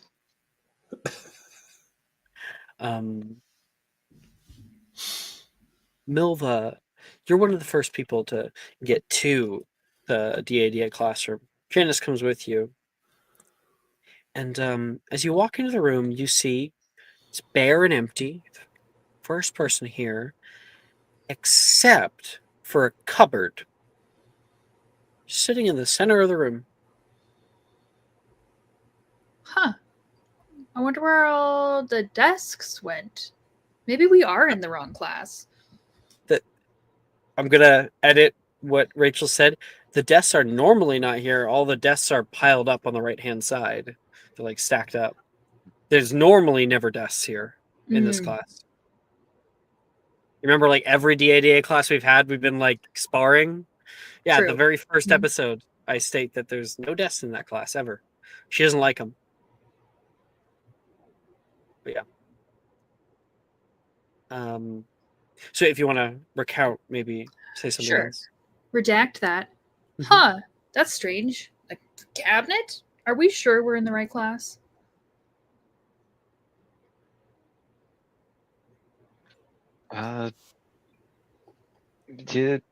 Wait, where's Professor Rojas? It seems weird that the schedule changed and oh no, are we being pranked? Is someone pulling on us? There's a few other students are walking in the back, but one of them is not a student at all. You can see Professor Milne is actually walking in with a stack of papers. Oh, morning. Nobody morning. Evening, everybody. Are you our professor today? What? No, I was just coming to see Professor Roja. He stops looking at the cupboard, and he breaks off into a run behind him, just right back into the hallway. He must have forgot something. Then you can hear a click from the door upstairs leading to Professor Rojas's office as it opens up. You can see her has a little box in her arm. Oh, looks like you guys came. I'm glad you guys got the new memo. Professor, we don't normally have DADA right now. It completely messes up with all of our schedules. I mean, how are we supposed to get our necessary hours of astronomy class? I already talked to Professor Sinister. She said that many of you were already far exceeding her expectations and should be just fine missing a week. She gets to the bottom of the room. In fact, actually, everybody has an E or O in astronomy here. Oh, okay. Yep. Dee Dee, you have an O. Oh, all right. Yeah. She puts down the big box. All right, everybody, come on over. Professor, what's with the? We'll talk about that in a second. Today we are going to be putting down the wands away for the most part, just for the moment.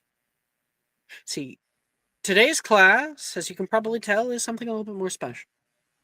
It's something I do every year and feel it's vitally important. Now, today's class will test each of you in a way that may be difficult for some students to confront. A test? We weren't even told. Is this a pop quiz? They don't actually work. Professor, I can show you my research. Janice, it's not a pop quiz.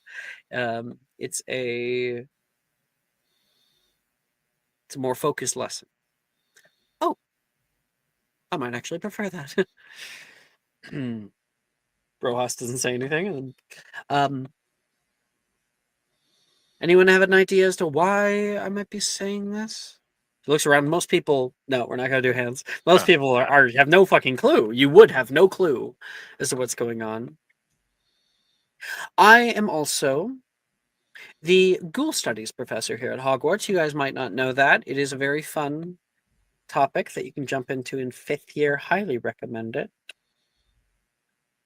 And in that class, we go over many different specters, non-beings, and whatnot. Boggarts, sometimes called boogeymen by muggles, are magical beasts which may spawn in dark, confined spaces such as a closet, wardrobe, shadowy basement, or cabinet. Hear like a little bit of a tenseness go over the crowd. Dee Dee backs away. But how can you kill one? Anybody? Do we have to kill it? And that's a D6 to Ian. She won't answer your question directly because the answer to it will. But we'll say I whispered it under my breath. This is a magical creatures check. Oh.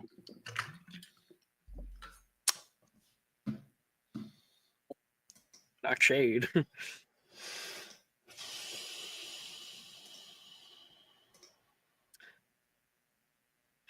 None of you actually rolled high enough to get the correct answer, which is fun. I got the D6. Yeah, no, 14. Probably not. Milva will give it a try. Okay. Okay, no. Nobody really knows. So that's gonna be kind of fun. She's like, but how can you kill one? Shade.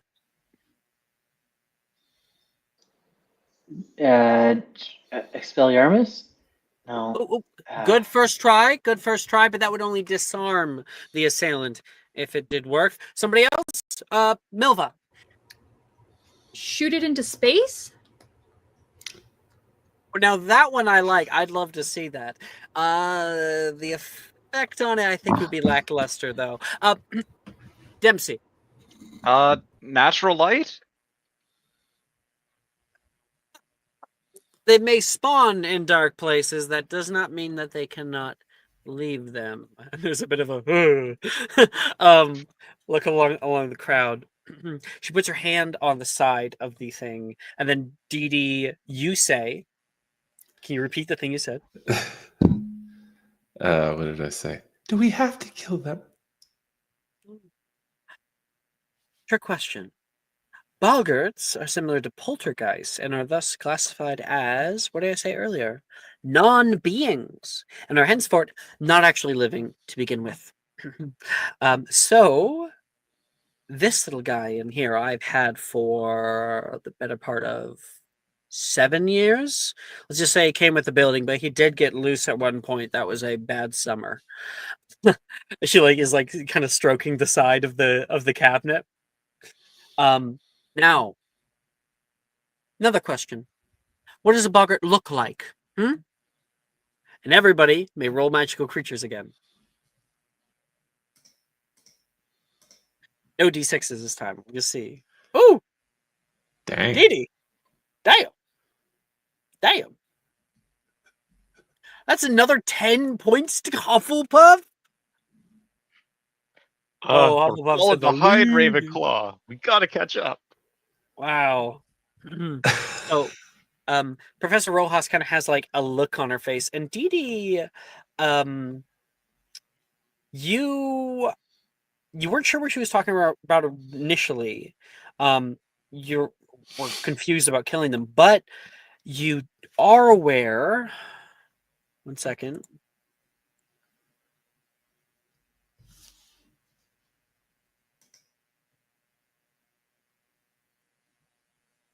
There you go. But what does a boggart look like? Miss Dawson. They don't really look like anything, right? Ooh. Correct. Man, I've always got the students on that one. I'm not sure how you knew it, but 10 points to Hufflepuff. I think I've seen one before.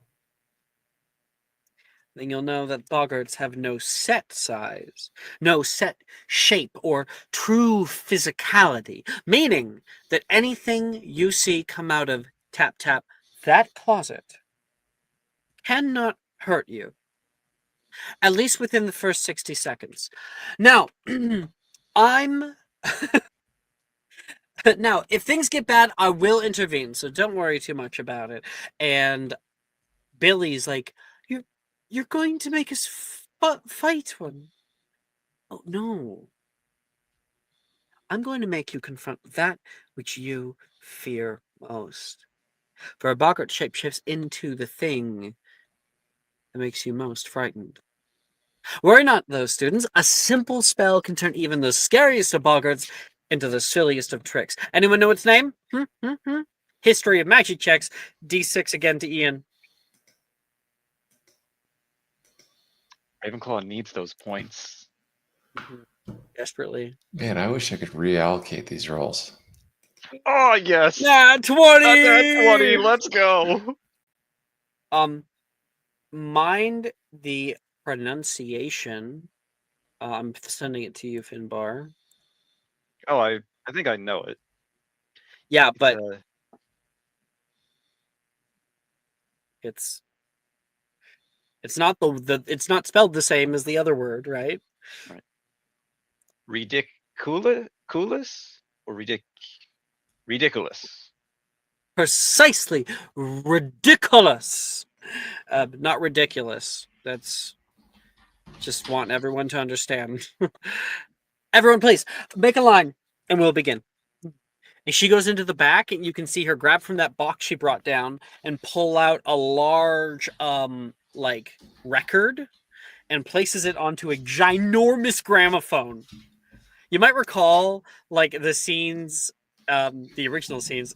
He had a big gramophone. They showed it again in the fourth movie when they're like doing they're learning how to dance. In the background, there's like a ginormous gramophone. They have that, so she has it all set up. And I'm going to send you guys our music. Oh, I already opened it up, it looks like. Our confront your fear music. Indeed. I'm turning off my other music.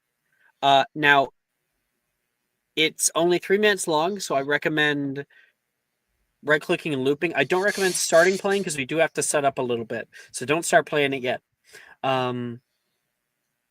Okay.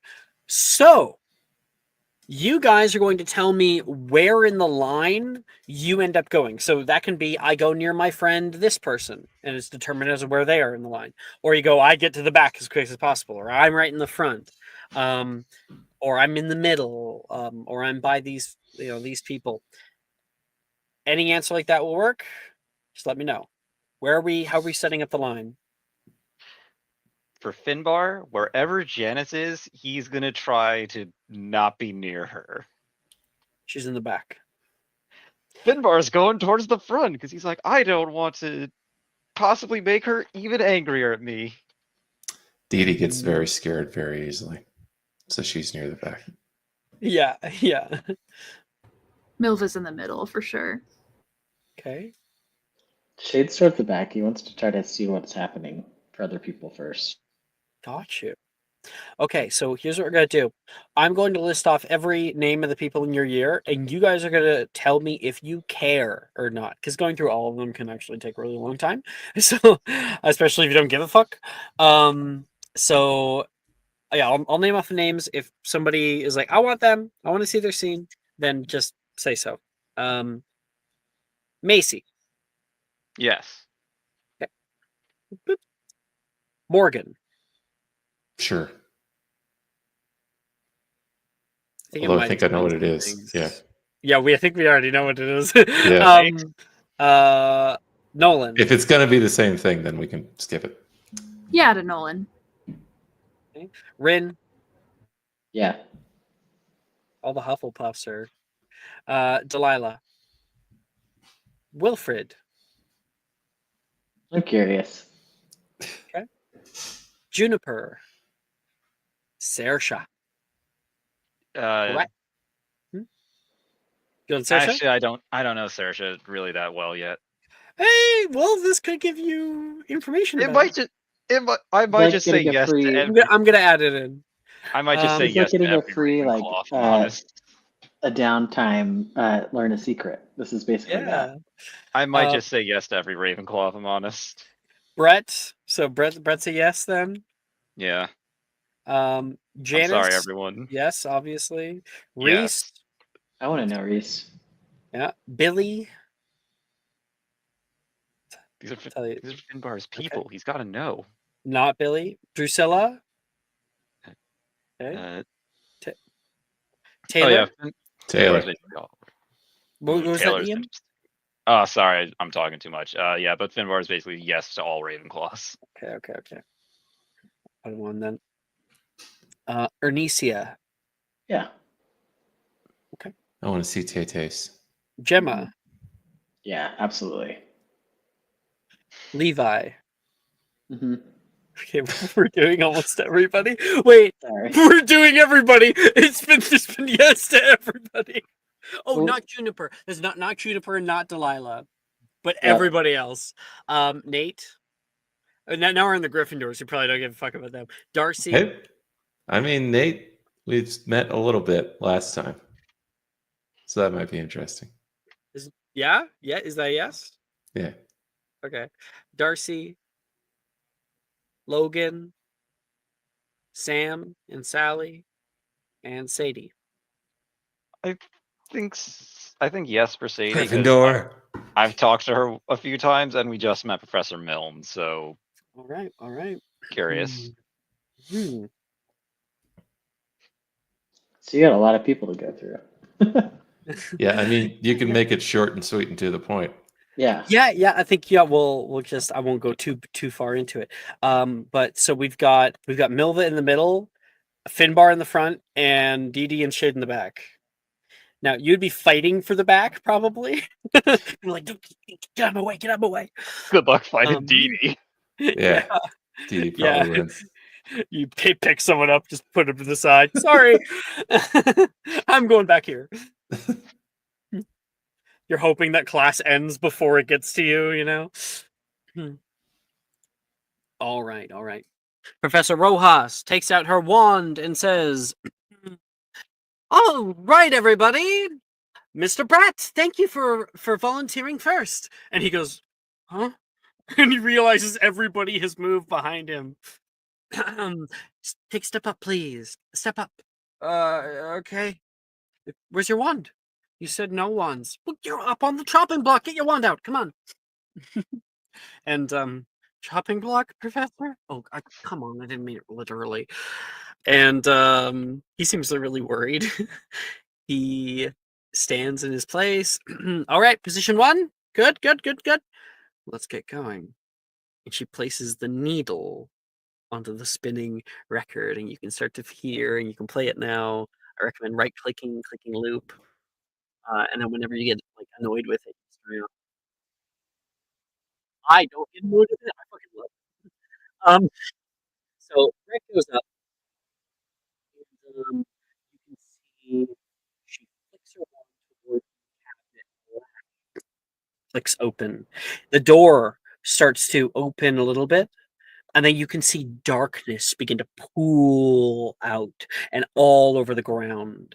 It starts to surround Brett entirely. And you watch as the ground becomes this almost painted black, like the smoke kind of suffuses into the ground. Except for a little donut where he's standing on it. And you see this weird effect happen where suddenly there's a 3D-ness to it.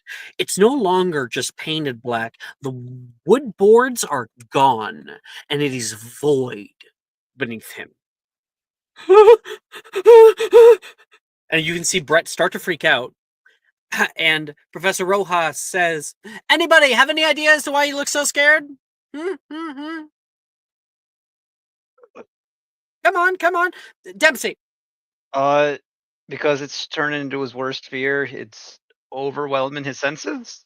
Well, of course. But look at it. I mean, it's definitely not real, right? It's an illusion. I hope we can all spot an illusion when we see one. Why is he actually scared? Brett, you're just standing on the floor. You're fine. She says out toward him. Remember the spell, ridiculous. Any other ideas? She looks over. And Because it's Billy. scary. Oh, funny enough, almost right. Billy puts up her hand. Billy, they have a psychic link with their victim. Correct, she says back. And that'll be 5 points to Ravenclaw, making it 25 points. Dee Dee's 1 point lead currently. Bring you guys forward. Okay. Brett, look at me. He's like, huh? He finds Rojas, like almost he forgot that she was there. Ridiculous. Quick, click. Ridiculous. And there is a little flash of light, and you watch the darkness swirl around him and then roll up as if it's like a rug. And it starts to get up on like vertically and starts to dance. Boing, boing, boing, boing. Thank you, everybody. Give it a round of applause to Mr. James. Round of applause to Mr. James. And he heads off toward the back. So that's what we'll expect for what happens with other people. We'll see their main thing. We'll see if they successfully cast Ridiculous. And if they do, it becomes something funny. Okay. So that's Brett. After that... Second. Nope. Oh boy, we got so many to choose from here. Yes, Mr. Levi! Thank you for coming up. I mistook the one end for the other. That's fine. Come on. And his boggart that pools out of the out of the door of the cabinet is a mound of rats that try to eat him. Freaking out immediately. We'll see if he's able to do it. He climbs up onto like the table, like the desks, like holding on to it, looking down as they're all trying to get up to him. Everyone's like laughing, and they're like, "Ridiculous! Come on!" She looks at her watch a few times. All right, come on. And he is able to get it off. Ridiculous. And they become a bunch of rubber rats or something like that, or like little electronic doggy toys. Bouncy balls. Bouncy balls. Boom, boom, boom, boom, boom, boom, boom. It's Levi. I think one more, and then we'll do. Yep, she's gonna go. Miss Kaga, brave. I'm surprised I don't have any of my Gryffindors here on the first ones. She like goes tisk tisk tisk. And Rin's like, I'm ready. Okay, step up. And Levi is crying in the corner. Not really, he'll get over it.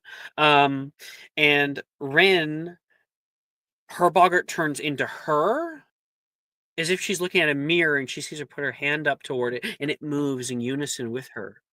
And then you can see a ginormous pimple appear, and then like a boil appear, and she becomes completely covered in it, and it tries to grab onto her, and she's like screaming bloody murder. We'll see if she's able to do it. Nope, that's a fail. Ah! She's just screaming like, "Get off me, get off me!" And Rojas goes, "All right, ridiculous!" And it becomes like confetti in the air, right? Rin's freaking out. Good job, good job. And she like puts a hand on her back and whispers to her. Mr. Dempsey, front row, center. Uh, Reese uh, like pats your back, like, you got this, man. I don't even know what I think I'm scared of. What am I scared of? Uh, uh, expired food? Spiders? No? All right. Okay.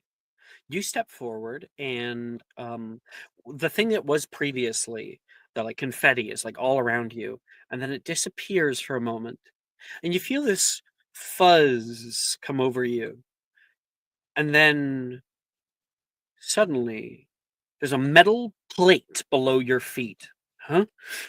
You're standing on this big square plate that's probably like a foot across, and then there's other plates on the ground, like 4 more of them on each cardinal direction. You're not sure what's happening, and then you can see all of them move in unison and starts to collapse around Finbar, um, like a large metal tank. Finbar, you look above and you can see a place that like you can get out, and it, um, but you're trying to push against the walls, and in this moment, you are its prey, and you are caught within the delusion of it. And in this moment, half of you can feel the walls. You start to panic. How are you feeling, Finbar? He is flashing back to his time in the hospital where he couldn't move his arms and legs. It's like, no, no, no. Why is it hurting? Not again. Not again. No, come on. Move, move, move. You're trying to like climb up, you're trying to get out the top, and you can hear a voice. It's calling out for you. Finbar! Finbar! Ridiculous! And like you can barely hear it, and you're trying to get up the top desperately. Make me a attempt ridiculous, please. And this will determine the rest of the scene.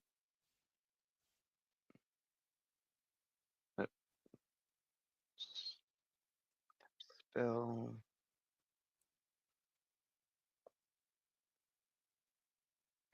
A 22. Nice. So everybody else can see chains wrap around the box. Billy's like, Professor, is this safe? I'm kind of freaking out a little bit. And Professor Rojas is sitting there like, come on, he can do it. He can do it. And then the box begins to tighten, and you can watch a darkness like come over you as a lid slams down or is coming down, and then you hear it. He can do it. Huh? Who said that? Rojas! Rojas! You grab your wand, pull it out, and talk to us about what happens. All right. You're better. You're better. You got better. You got better. Closing in All right. around you. All right. So you can't move. Ridiculous. And I have an idea for you. Now, I'll normally outsource it to you guys unless I have a really good idea. Finbar, what if it became a bouncy castle? I love that idea. So you just watch like what's around Finbar, and you can hear him muted. Ridiculous, and it immediately expands. The color changes to bright colors, and Finbar, you are in the center of it, kind of bouncing, not too much because it isn't real. You're kind of, and you're able to kind of bounce off onto the ground. Oh, That's what I'm talking about. And Oh, she goes for Merlin, like a high five as you go back past her. I probably give her a high five, spin around, fall to the ground. It's like, what happened? I blacked out for a second there. Did I do it? You did it, Finbar. Ah, Okay. Reese, I is did up it. next. Reese, you got this. You got this. Just like I did. You got this. Yeah. Yeah.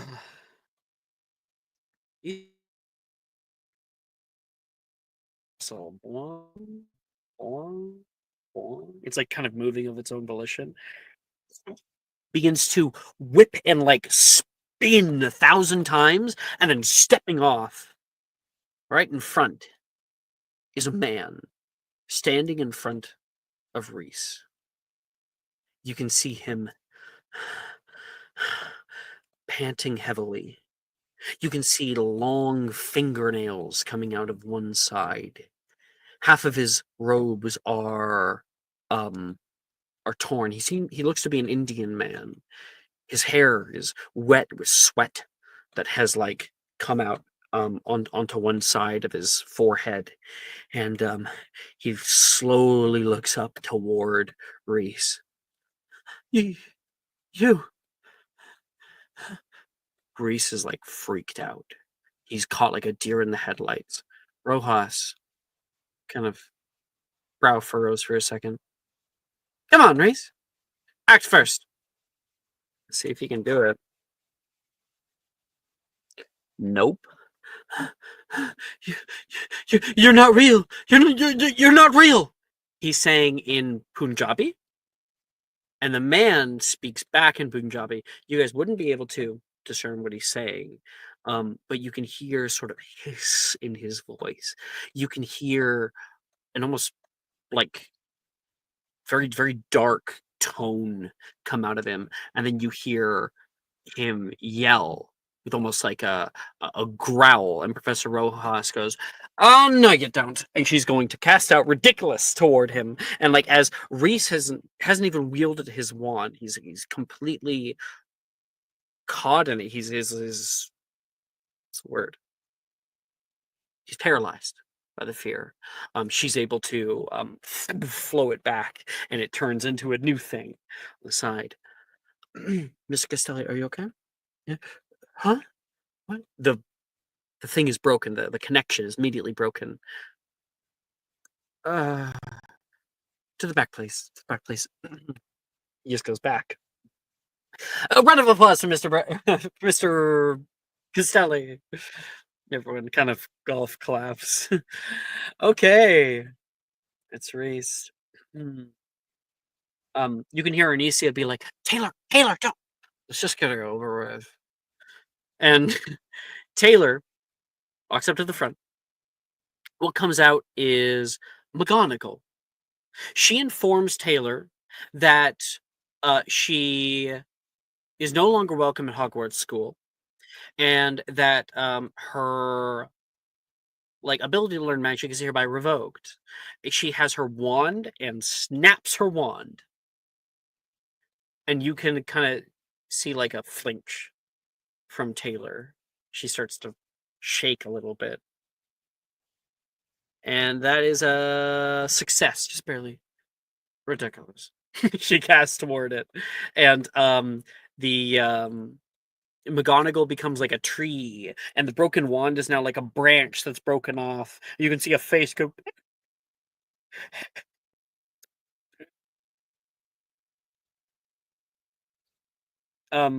Taylor's like, it's like a little nod, like, yeah, this is it. Goes to the back. Professor Rojas looks at the thing. Ugh, ridiculous. But some people find funny, other people find creepy. Okay. Arnesia is after her. Arnesia goes up, and Gemma's like, "Good luck, Ernie." And she looks back like, "Fine." Arnesia's is breaking a bone. So like she talks to herself, and then like herself, like the arm like snaps into. Oh, just completely shock and awe there. I'll see if she succeeds. That's a nat one. That's a nat one. Embargo's pale when he sees a bone break. It's like, oh. She tries to like on all fours, just like you've ever seen someone like whip around so fast that they fall over? That's Arnesia. She's just running, pure instinct. And Rojas to go, no, somebody grab her. Ridiculous. We'll send it back. Okay. Next, Nate. Nate goes up. His is pretty simple. He's looking into a mirror, and that mirror is wearing a hood. And he's like, "Why? What?" And the hood gets pulled back, and it reveals that Nate is bald.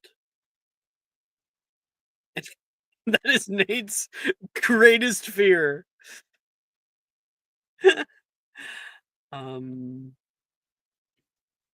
After Nate, Sadie goes up. Hers is spiders. Specifically in this case, an acromantula. You see a huge spider the size of a small car. And it starts to like climb on like the walls and up the ceiling, and even other people are a little taken back at the illusion.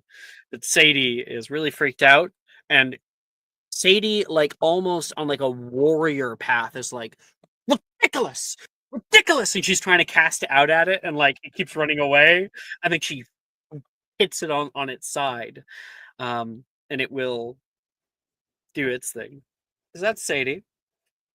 Very good for Sadie. After that, Milva, you see the line is like getting shorter and shorter, and Nolan is looking forward, and he's like, "No, Macy, you got this. You got this. Okay, yeah, I got this." I mean, it couldn't be that bad, right? Everyone like, right?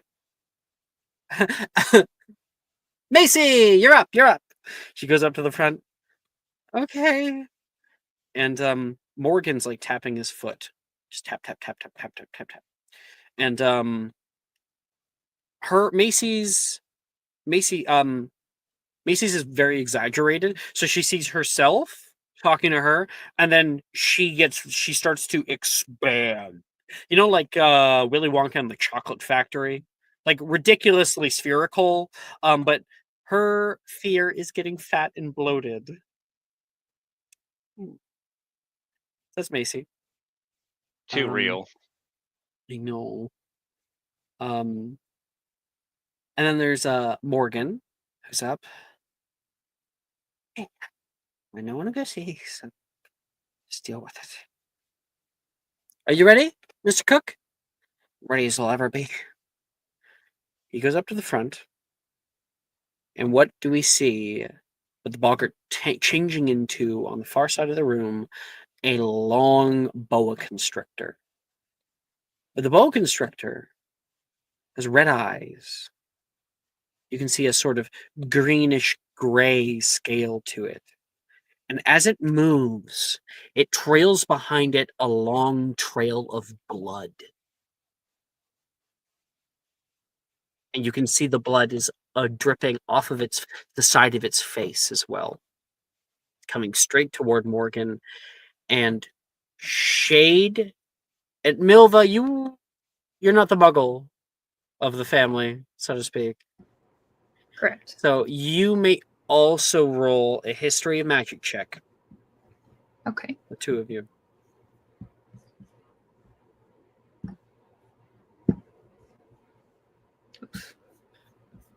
Wow. Wow. We're I'll very also smart.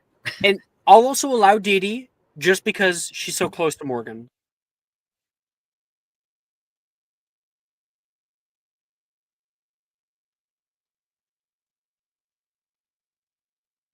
$15. Anybody reckon? Oh, why did I throw that? No.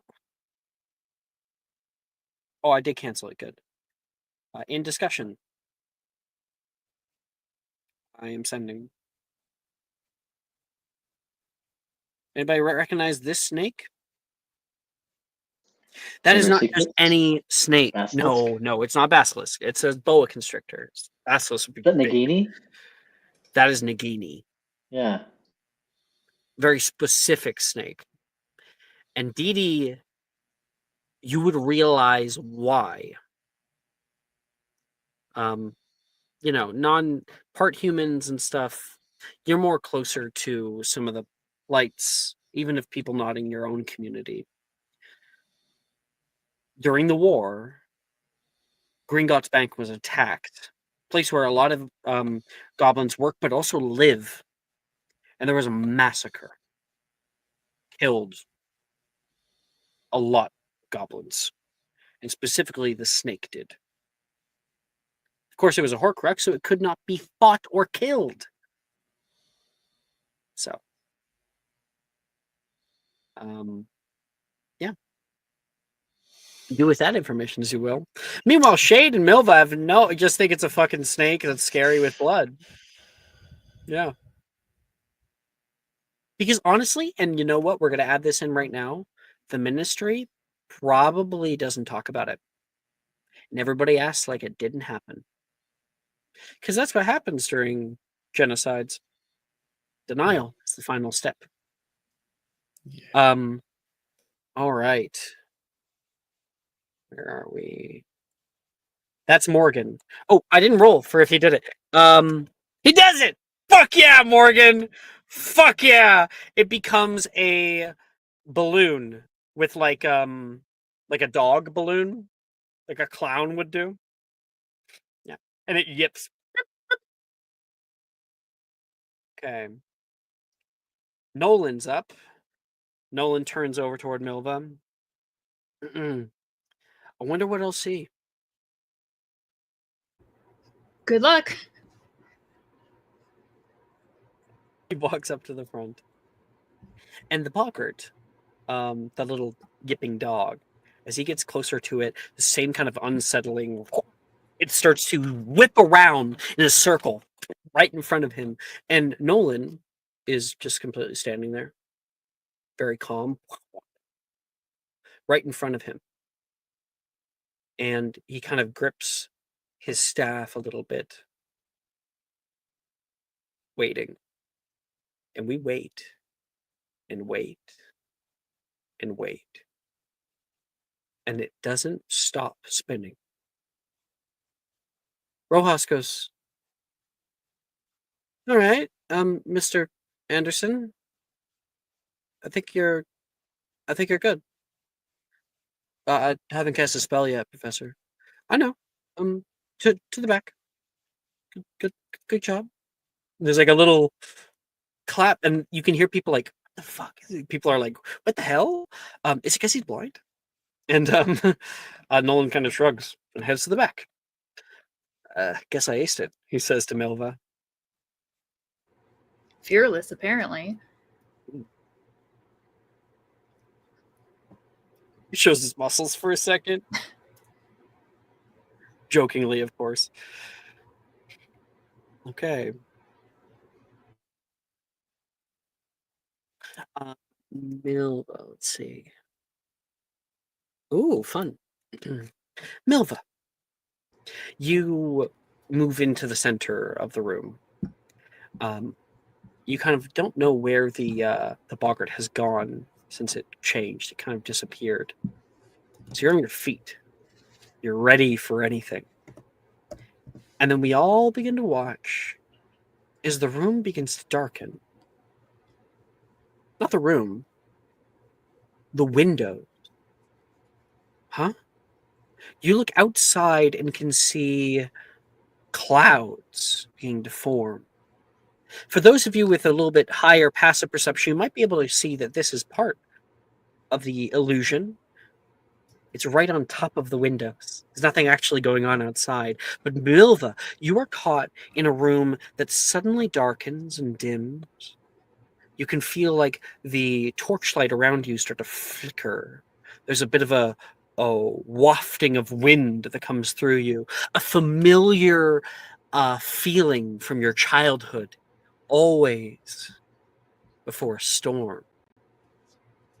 The wind moving over the hills toward your house, toward you at the worst of times.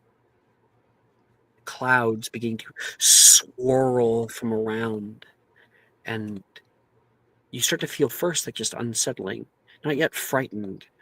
This kind of memory flowing through you. And Milva, you forget that you're in a classroom. You forget that there's a line behind you.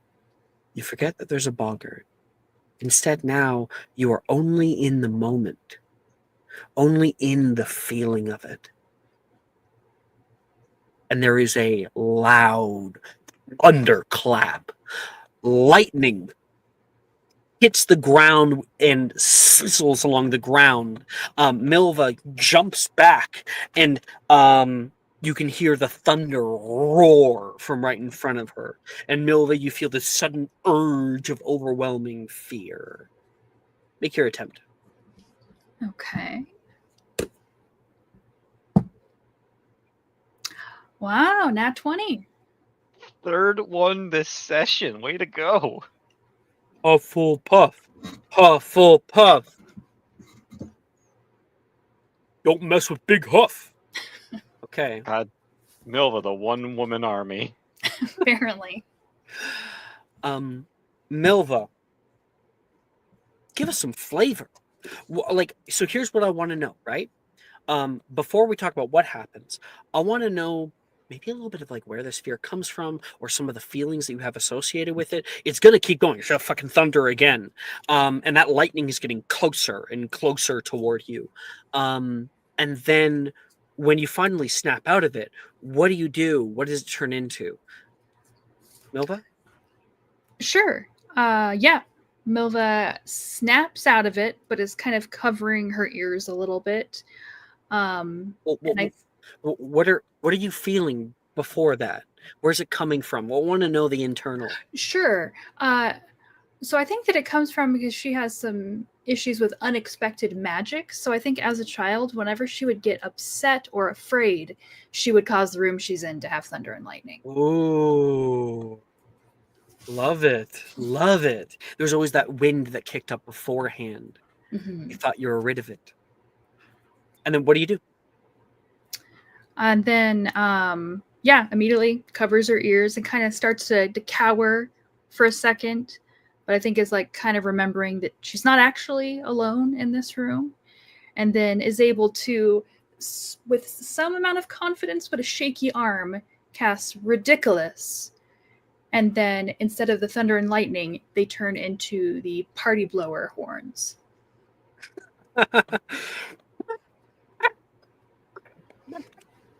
And they all kind of like start to play together in this new harmony. And Professor Rojas was kind of like on the edge of her seat. Yes! Yes! Miss Moonwild, I salute you. Thank you. And she's still kind of shaky. Bunker of Fear, head off to the back. And you kind of go back there, and Nolan puts his like hand out toward you as you're walking over. I think we hug. That sounds nice. He gives you like a little one arm, like, Yeah. like you did good, you know? Little pat, and then you guys turn and he lays back to listen to the screaming and for you to watch the show. Excellent. Dee Dee Shade is getting closer and closer toward you. Okay, let's see who else we got going here. Got Nolan.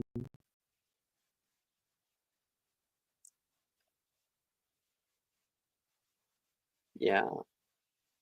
Next we see Janice step up to the plate. She kind of like plays with her wand in her hand nervously for the time being. A few more steps. Gotta get close enough. Proximity is where boggarts make their connection. Good luck. She steps forward. She looks back for a minute. She'll find your gaze, Finbar. And then she looks away. And there's a click. She sees the cabinet open. You can hear a cough. And stumbling out of the cabinet is a man. And looks up into the air and all around. He's got kind of a crazed look on his face. You can see hair that's like been stuck to the side, like he's been wet.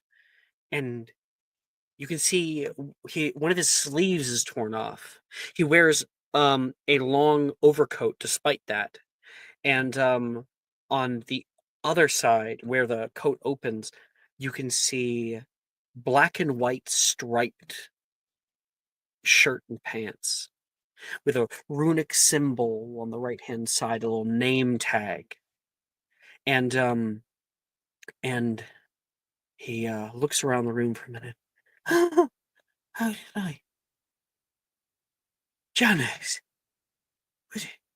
Was it you? Oh, oh, you are brilliant, aren't you? He says, and she's like stuck.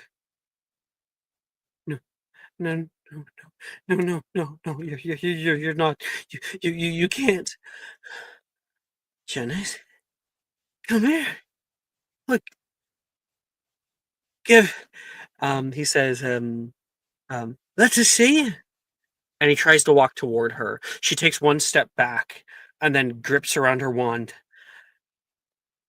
And I'm gonna check. Oh, it's a level 1 spell, I believe. Is level 1? Ridiculous. Yes, it is a level 1, so that is technically a success. She beat it. She got an 11. Plus, she casts out, closing her eyes, pushing it away, and that man turns into a snowman.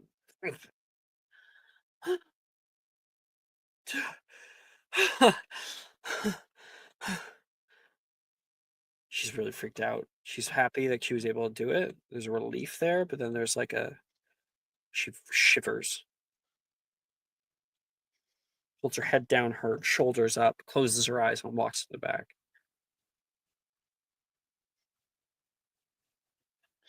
Okay. Oh,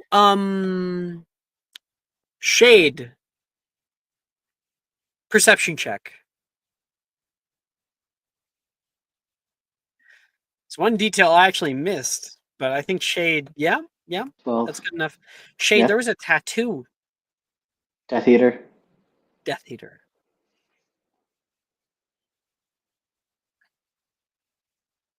Okay. After that is Wilfred.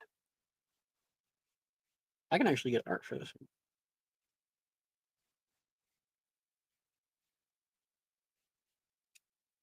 Okay.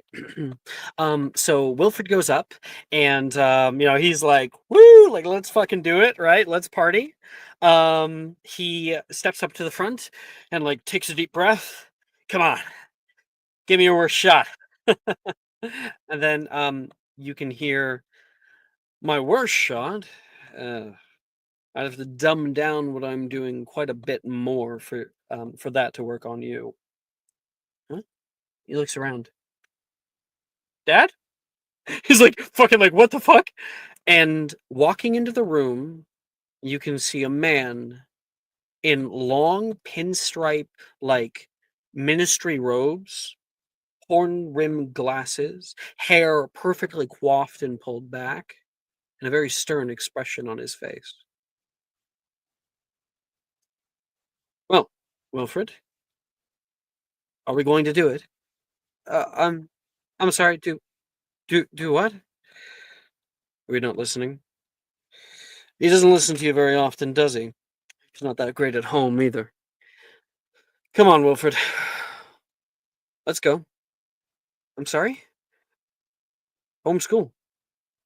Hogwarts obviously has gone to the dogs and it's not working for you. We'll start with a nice rigorous training, maybe first thing Monday. You can see him beginning to freak out. He looks back at his friends and they're like, ridiculous. And he's like, what? Ridiculous. Ridiculous, he says, pointing out toward his father. And it hits the back of this man. We're going to see if it worked. That is a success, barely, for Wilfred. And it hits the back of him. Did you just hit me? You see him begin to change, and then his head spins around 360, and it becomes like porcelain, like a doll, or like and you can see like a top hat rises out of nowhere, and you can see him scary. like right, and the head begins to turn around on a corkscrew 360, starts to rise up, like the neck elongating, and the guy like grabs the jacket, opens it up, and there's like fireworks that come out the bottom, and then one of the hands comes up, grabs the hat, and like like puts it up, and there is like a butterfly, but butterflies that come out, and a rabbit standing on the top of his head. And Wilfred cannot stop laughing while other people are horrified.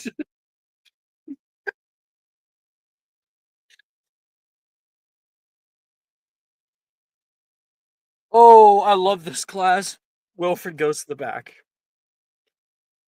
And some of you might be able to, well, I'll just say, does anyone have a high passive?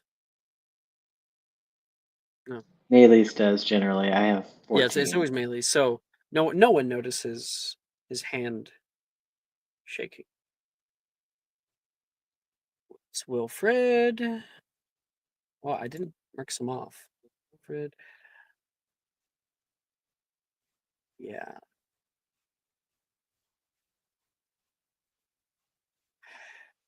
Okay, we got the last ones, which are all really yikes.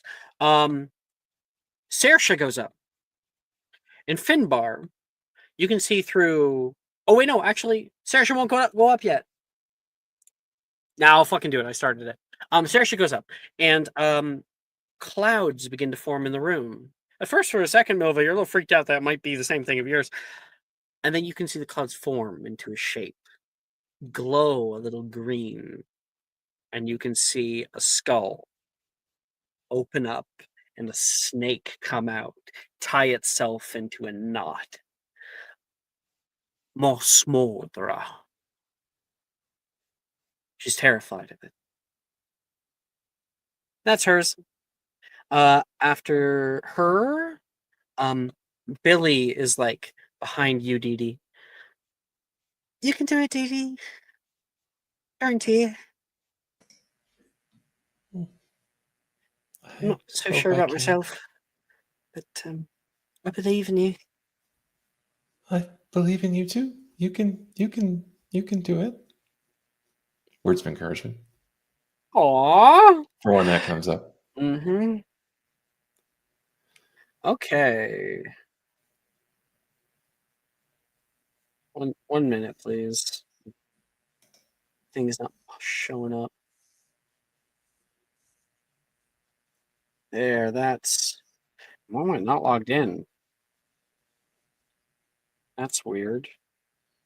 1 minute, please.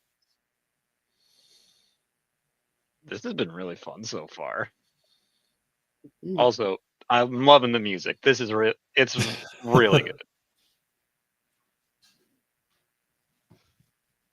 Just like some teenagers fighting their worst fears in front of their peers. Listen to some tunes. Peer fierce. Yep. Fears for peers. Fear with your peers.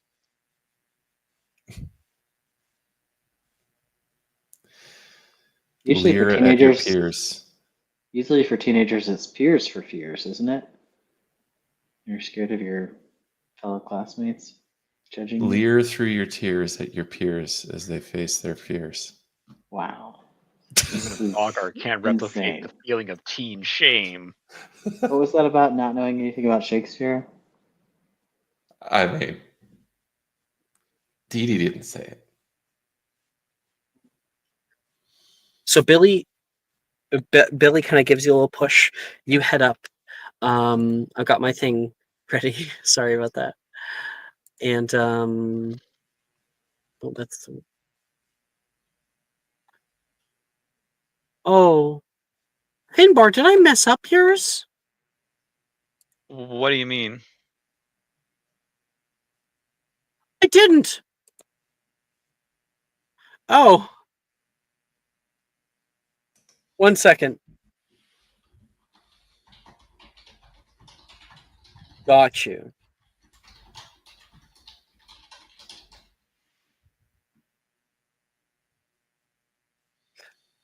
Oh. Yeah. I didn't see that message. Okay. So as Dee Dee steps down, you start to notice around her. She doesn't seem to notice at first, but long, almost tree trunk size metal bars go from floor to ceiling from around here. And you can see the cabinet itself grows larger and larger in the space until it's looming over everything. And Dee Dee, you start to notice that. And you can hear a voice. You can hear something calling out toward you. Dee! Dee! Where? Please come back. Huh? I'm scared. Huh? And she hears you. And then you all see a huge hand.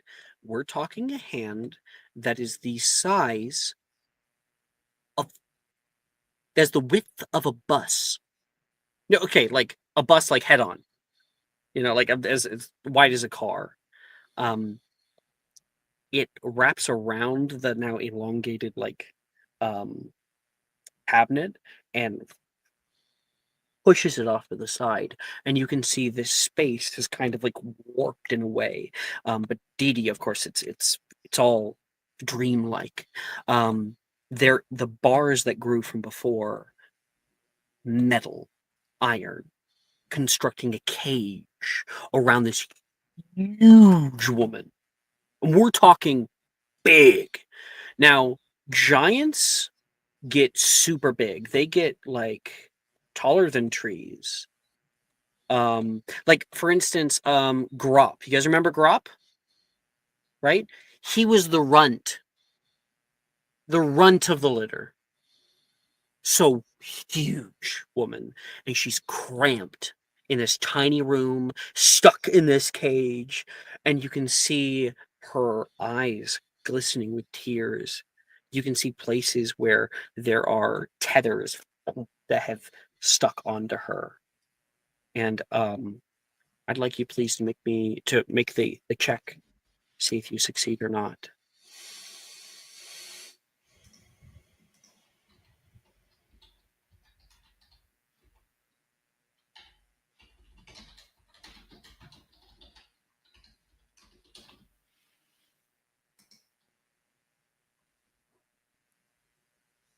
$25.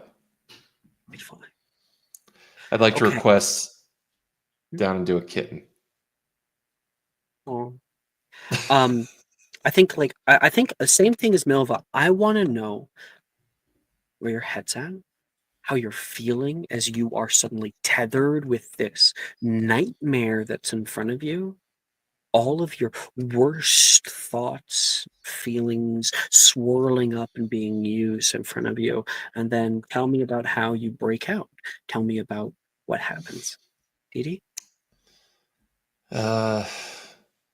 She's obviously very shocked for a minute, and there's tears welling up in her eyes, and it seems like she's going to drop to the floor I like for a to think you second get that there. like the like where the jaw quivers, like Yeah.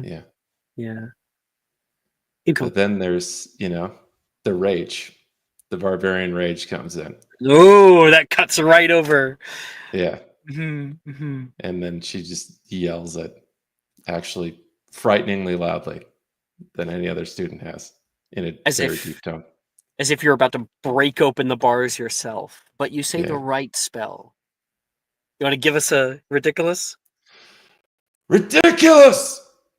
And there is a as this thing is hit, and the entire area around you begins to and then becomes small, and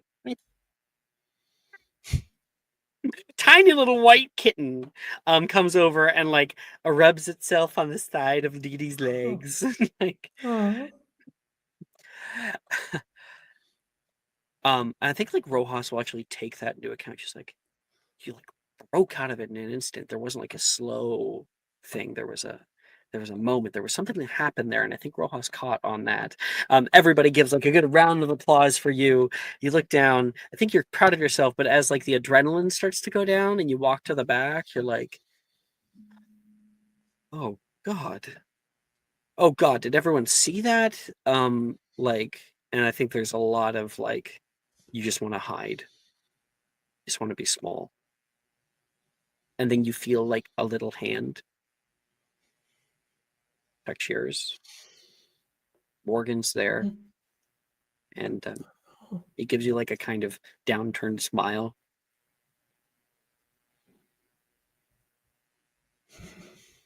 You guys just Do you want a hug? I'm good. Do you? Yeah.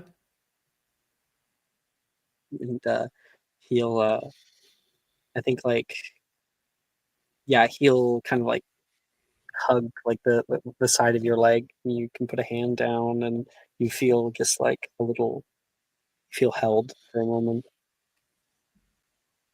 Yeah, I'd probably get on my knees or something to do a real hug, but yeah. Oh, I love that idea. That's way better. So you can go down, give you a hug for the shoulders. Maybe pick him up if he's Nah, down for it, but no.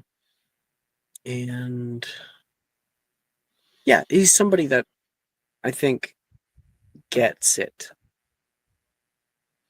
despite yeah. having no real context as to what being a giant is like or being connected to giants. He'd never known a giant, but he gets it. All right. Hats off to Alan there. Great one. Shade, you're in the back with a bunch of other people. I'll list off some of these. Billy goes up next. And you see a woman come out. She's dressed in a long blue dress with like a signet and like a brooch and things, very high class. And she says, Wilhelmina Blythe, imagine my utter humiliation when your transfiguration professor had the audacity to inform me, that you are the single worst student in your entire class. Do you have any idea how disgraceful this is? Sorry. Do you have any idea how disgraceful this is for a Blythe? Transfiguration of all subjects, a foundational pillar of wizardry, and you're bumbling around like exactly what you are. A muggle-born bastard, she says toward, and there's like a gasp from Billy.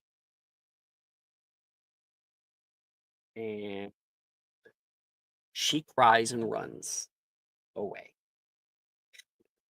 And Rojas is like I think like the moment that Muggleborn Bastard is said, she flicks out her wand toward it. And that's one of the many very deep ones we'll be getting soon. Drusilla. Drusilla's is kind of creepy. The whole room darkens. And you begin to see a shadow moving in the darkness around. She calls out to it. She casts Lumos, trying to see, but the darkness beats back at her. And then there is kind of like almost this dark smoke that's rising around her too, rises into you a little bit.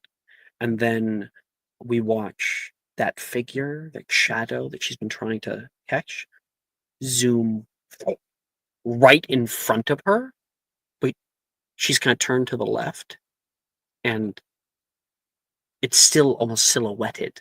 You can start to make out like the outline of a person, and a hand comes out of the darkness toward her.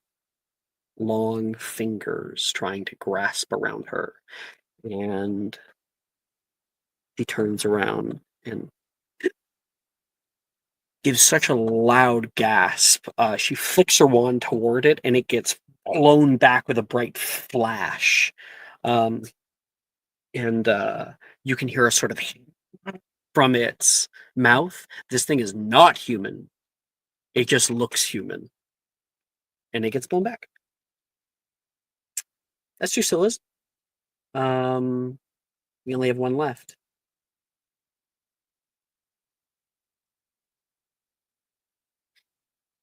One moment. Well, one left past Shade.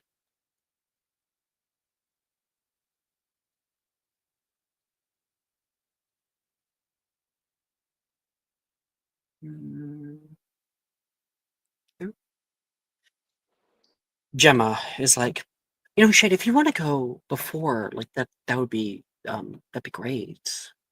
If you want to, just like, You want me to go first? yeah, like, if that's that, it sucks being stuck in the bag the whole time, right? I'll go first if you're too scared. What? That's Too fine. too scared, and she's going to step up to the plate. Too scared. She says, a Drayton eats fear for breakfast. She steps up to the front and then goes, oh shit. What did I just do to myself? From that darkness that Drusilla had, it all starts to eat away, until in front of her, there's no more a cabinet, but there is an armchair. Old, weathered, but high class, made with spun silk and embroidered little designs on the side. And there's a man sitting in said chair.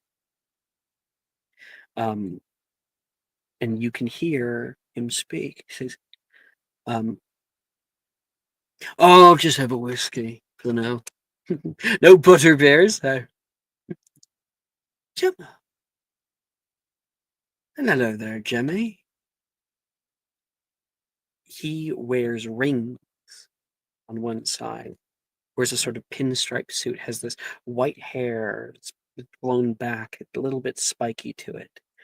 And Shade and Milva may make a history check.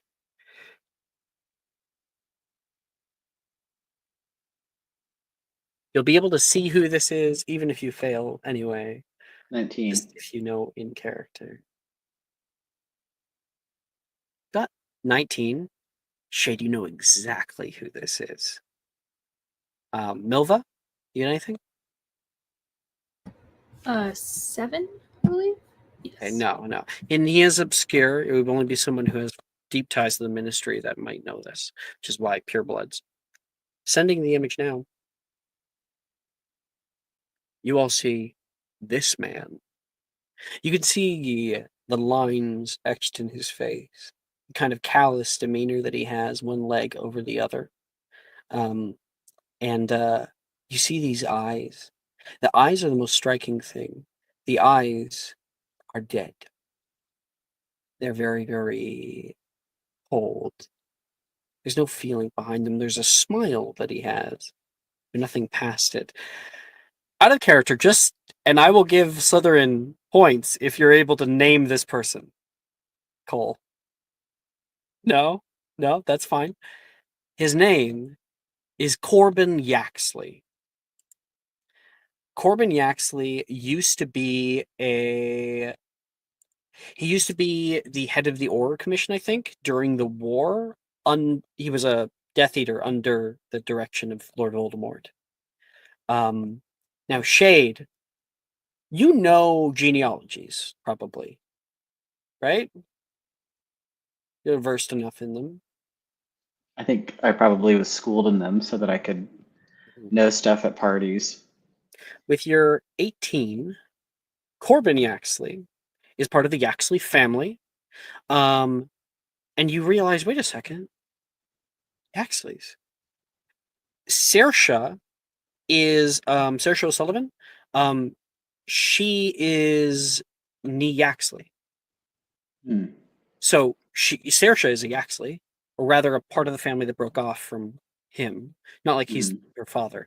And Gemma's mother is Nee Yaxley. They're sisters. Saoirse's mom and Gemma's mom are sisters. And there was a third sister whose husband is Corbin Yaxley. Okay. Okay. This is Gemma's uncle. Yeah. So yeah, and the Yaxleys also are a sacred 2028 family as well. Okay, and he does show up in the movie. He threatens Ron in the elevator, with taking his wife away, making his wife go missing. He's a very, very bad man. So he calls her, Jimmy, come over here. Let's get a look at you. And he is going to make her. That's a fucking 19. No, you're dead, she says, and grabs the wand and flicks off toward him, and he will get. Oh, he gets hit so hard that like the chair like bounces backward, and he hits the ground, and then you watch his legs and his arms get like knotted up together as if he's made of rubber, and he's like, Gemma, help me. She like chuckles for a second. She turns around toward the class and gives a bow.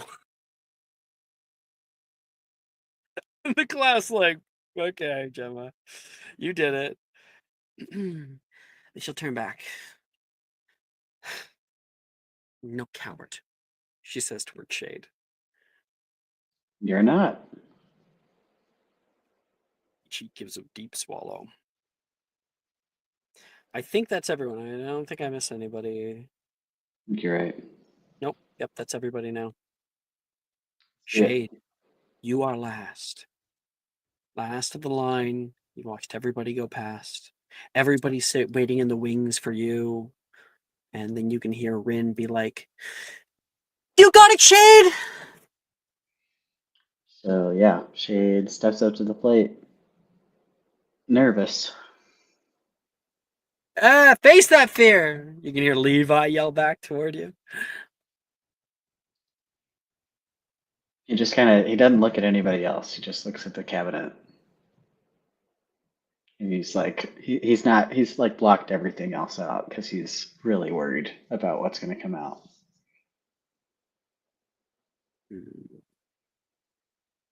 All right.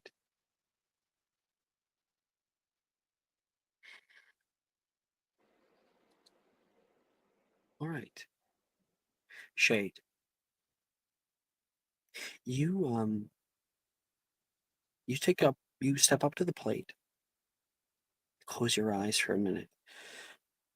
Whatever shows up, you feel this wind whisk past you. There's a whistling. You open your eyes. The classroom's gone. You stand in a vast field. A field feels familiar. Very familiar. And then you hear the buzzing whipping sound of a spell that shoots straight past your ear. You jump out of the way on the one side, land on the ground, you kick up to your feet. Like, Rojas, your friends, all these people that you were trying to block out before, but now desperately want help with. And there is a figure out in the grass. There's blue flame that breathes down the side of the field, just igniting any tall grass and wheat that's out here, and it kind of blocking off your path from running anywhere. You turn around and try to cast out a spell. It's not ridiculous. What do you try to cast out at it?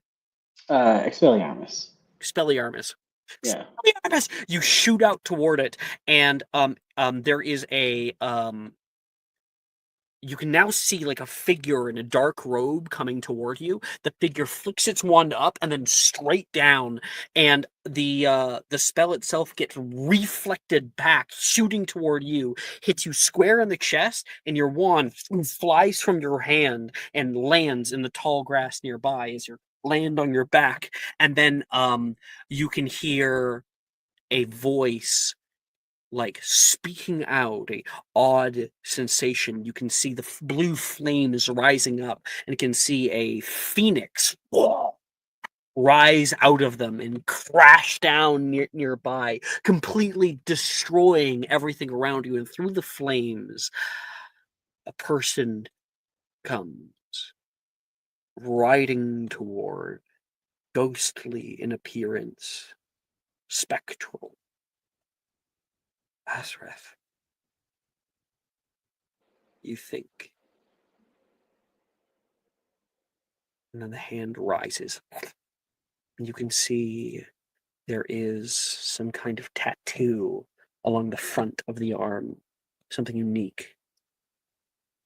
And you look into the eyes of yourself as a man. Thought you could get away from me. You're done for now. When finally I kill you, there will be nothing holding me back. You remember? This is ridiculous! Make your attempt. Okay.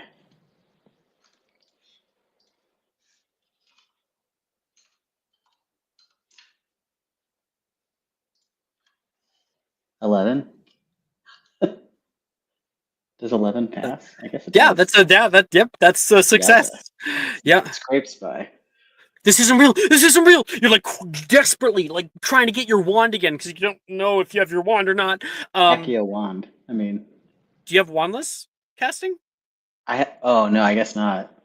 Can't How would cast I know? Accio if you don't have a Without a wand, wand. unless you have wandless casting. That's rough. Yeah, never mind. That's why Expelliarmus works. Right. And so you like scramble toward, and you know what? You got an 11, so technically it would have been a success. Here's what happens instead. See, the boggart has gotten frustrated by being constantly pushed back, and it has brought its biggest illusion yet for you, completely blocking out anybody else. Instead, as this guy tries to grab onto you, onto the back of your shirt and just pull you, a hand grabs on his shoulder. And you can see pulling through, destroying parts of the illusion, is Professor Rojas, who holds a hand on its shoulder, pulls it back, and you can see a little blinking red light on her watch. So for 60 seconds. And you can see like a ring that she has on glow a little bit, and she punches this thing in the fucking face. Okay. And it blows back for a second onto the side. The illusion disappears, and the thing starts to change form a bit, but is trying to maintain its normal form. Whatever that punch was, it packed some fucking oomph, but it didn't actually hurt it. It just had an effect on a spectral form. And then she like puts herself in front of you and like tries to help you up, and this thing's head snaps toward her and then begins to walk, and you watch it start to change toward Professor Rojas. Just need to find the image. You start to see the limbs grow long, the hands nearly drag to the floor. Barbs and thorns grow out its back. A large, like almost like elk skull or horse skull appears at its head. The eyes glow. Long fingers gain an extra knuckle, and the hands are dripping with gore. And you all stare out at this thing that steps up to her and shoots out this high-pitched, almost human-like scream. Ugh. This is none other. Who wants to make a magical creatures check? Sure. I think Shade's scrambling for his wand still. Also, like he gets his wand back. You could up. do it for her. That'd be cool. Yeah. Magical creatures. If you want, yeah. If you're in the class. I got a nat 20. You got nat 20, Vinbar? The session. Yes. Okay. Ravenclaw.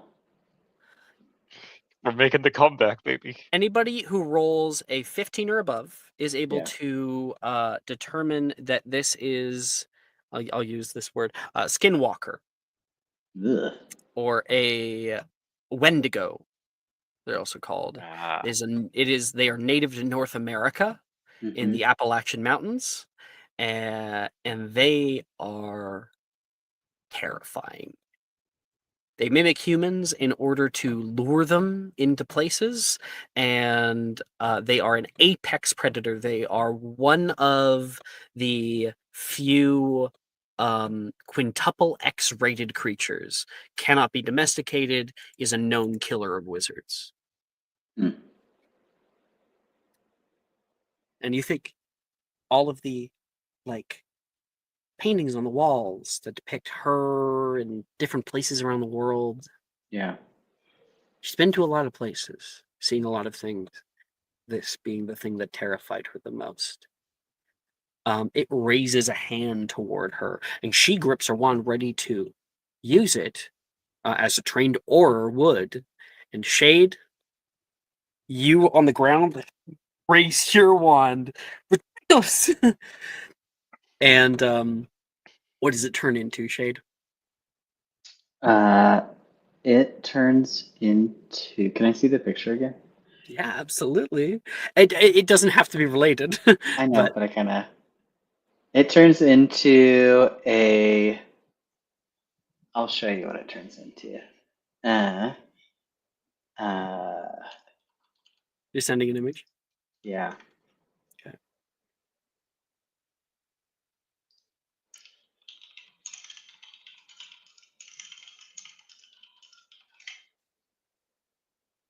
Okay. 1 second, sorry. Okay. It turns into.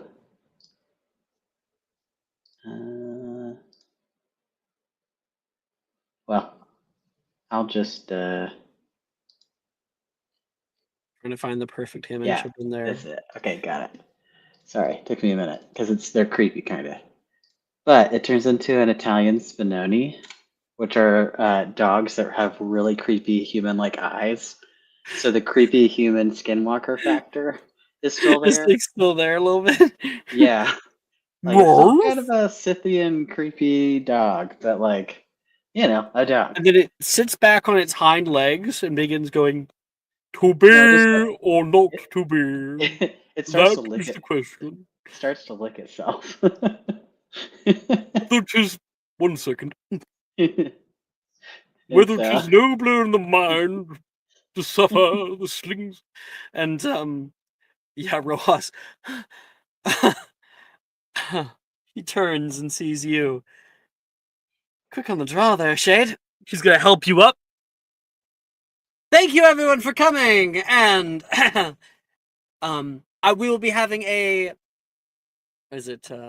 I'll be having an essay on this very topic by the end of the month. She flicks her wand behind her, kind of like with almost an angry grimace for a second. Fuck you. And it goes slamming into the cabinet, and then she whips around and teleportus, and it will lock and glow.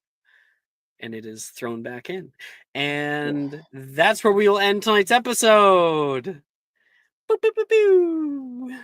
We all faced our fears and we conquered them. Hooray! Yay. I mean, I think Milva just kicked her fear's ass, honestly. We're gonna have to have so some many like nat 20s. flashbacks or something for Nick. He deserves to have his shown, definitely. And also Mealy's. Yep. She's not afraid of If she anything, wants. is she? She's not afraid of anything. We're Yeah, all she's like Nolan, afraid where of it's just a something. dud. Mhm, mhm. Nolan, Nolan's actually Daredevil, the man without fear. Mm.